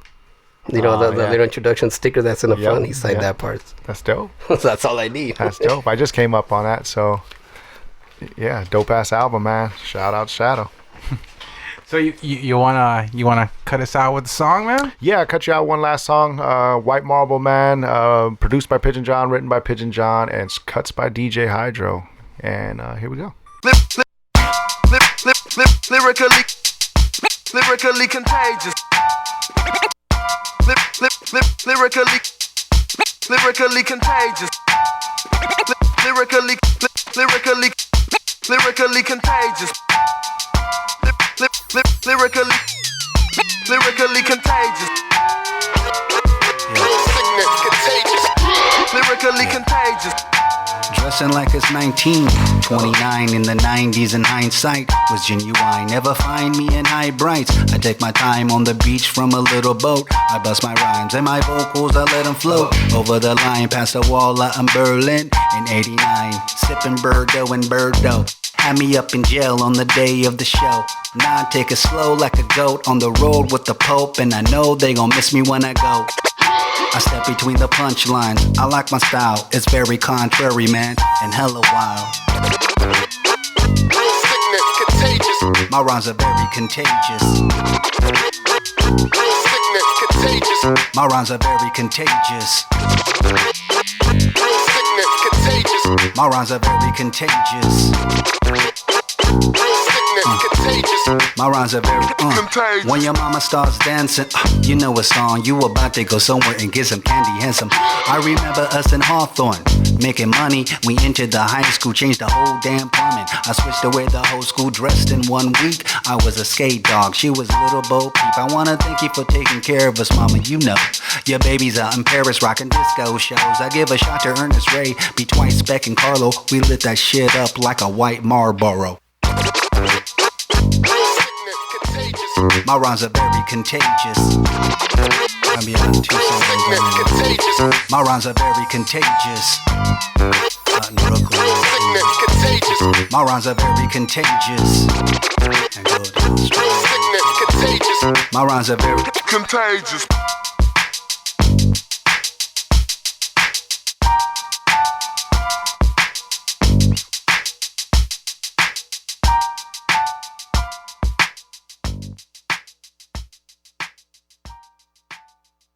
Fucking A, man. Oh yeah. All right. I like that. I like how you put on that bass. I'm a bass player, so Such simple with so much freaking creativity about it. So simple, but yeah, it works. That's it. keep it simple. That's fucking ratatouille, man. That's just the fucking that's comfort food for your fucking soul, dude, for years, man. Ratatouille, exactly. That's a dope way to put it. Yeah. Simple but to the point, man. Dude. Thank you guys, man, for having me. I really appreciate it. Thanks for coming down. I had a fucking wonderful time, man. La Clika Podcast, man. If you're in LA County Jail, if you're in fucking prison or feds or whatever, doggy, what's up, man? We got you, man. We want to move into Orange County Jail now too. Oh, what? I heard they're corrupt. I just want to get in. I just want to get in the Wayside because I got friends in there. Oh shit, man. Dude, I just want to thank you for being here, man. Awesome. You know, it's when we first started this podcast, man. You know, I thought about people to bring in. Mm-hmm. No bullshit, you were the first person I thought about. That's fucking so dope, Bago. Like, I mean, I'm just glad to know you for so many years and to see you, you know, do something like this, man. Like, I want to support you guys as much as I possibly can, you know. Hell yeah. Anything you guys need from me, you guys already know, man. Just holla, bro. I think Rick needs a door. Okay. You know? Get him a door. Yeah. You want to give a shout out to your business again? Your website? SoCalDoor.com. That's the door company, man. We service everything from residential to commercial applications. You know, glass aluminum doors, hollow metal doors, all the roll-up doors, dock levelers, all that good stuff, man. And then you could also catch me at DJ Hydroe, DJ HYDROE on all platforms, SoundCloud, Instagram, Twitter, Snapchat, Facebook. It's all the same. And then every Friday night, Saturday night, Dave & Buster's Hollywood and Highland. We're at the Hollywood Highland Center, 3rd floor. Come on by, man. 10 p.m. to close. I just rock open format. So you never know what you're going to get, man. Come on out. Enjoy yourself. Bring your significant other, or just come by yourself and you'll find a significant other because there's a lot of dimes there, bro. You know what I'm saying? Man. Just tell me you're with the DJ. Just let us know when you do the Snoop Dogg versus Slayer night, you know? Oh, Snoop Dogg versus Slayer. All right. Fuck that. Hell yeah. Bago, can we get some remixes or what, bro? Oh, yeah, I'm down. I'm down. Oh, man. No, but once again, man, thank you. Shout out to La Clika Podcast for having me, man. It's fucking dope-ass podcast. All you up-and-coming artists that do an interview on here, get ready, man. This shit is a shit. Appreciate it, and man. thank you for all of us. Thank you for listening. DJ Hydroe, thank you. I'm Rick. You're Rick? I am tired is what I am. I am Chris. I'm Tres Flores. You're Tres Flores. I'm Bago. I'm Joel. And I'm DJ Hydroe, La Clika Podcast. We out. Late. All right.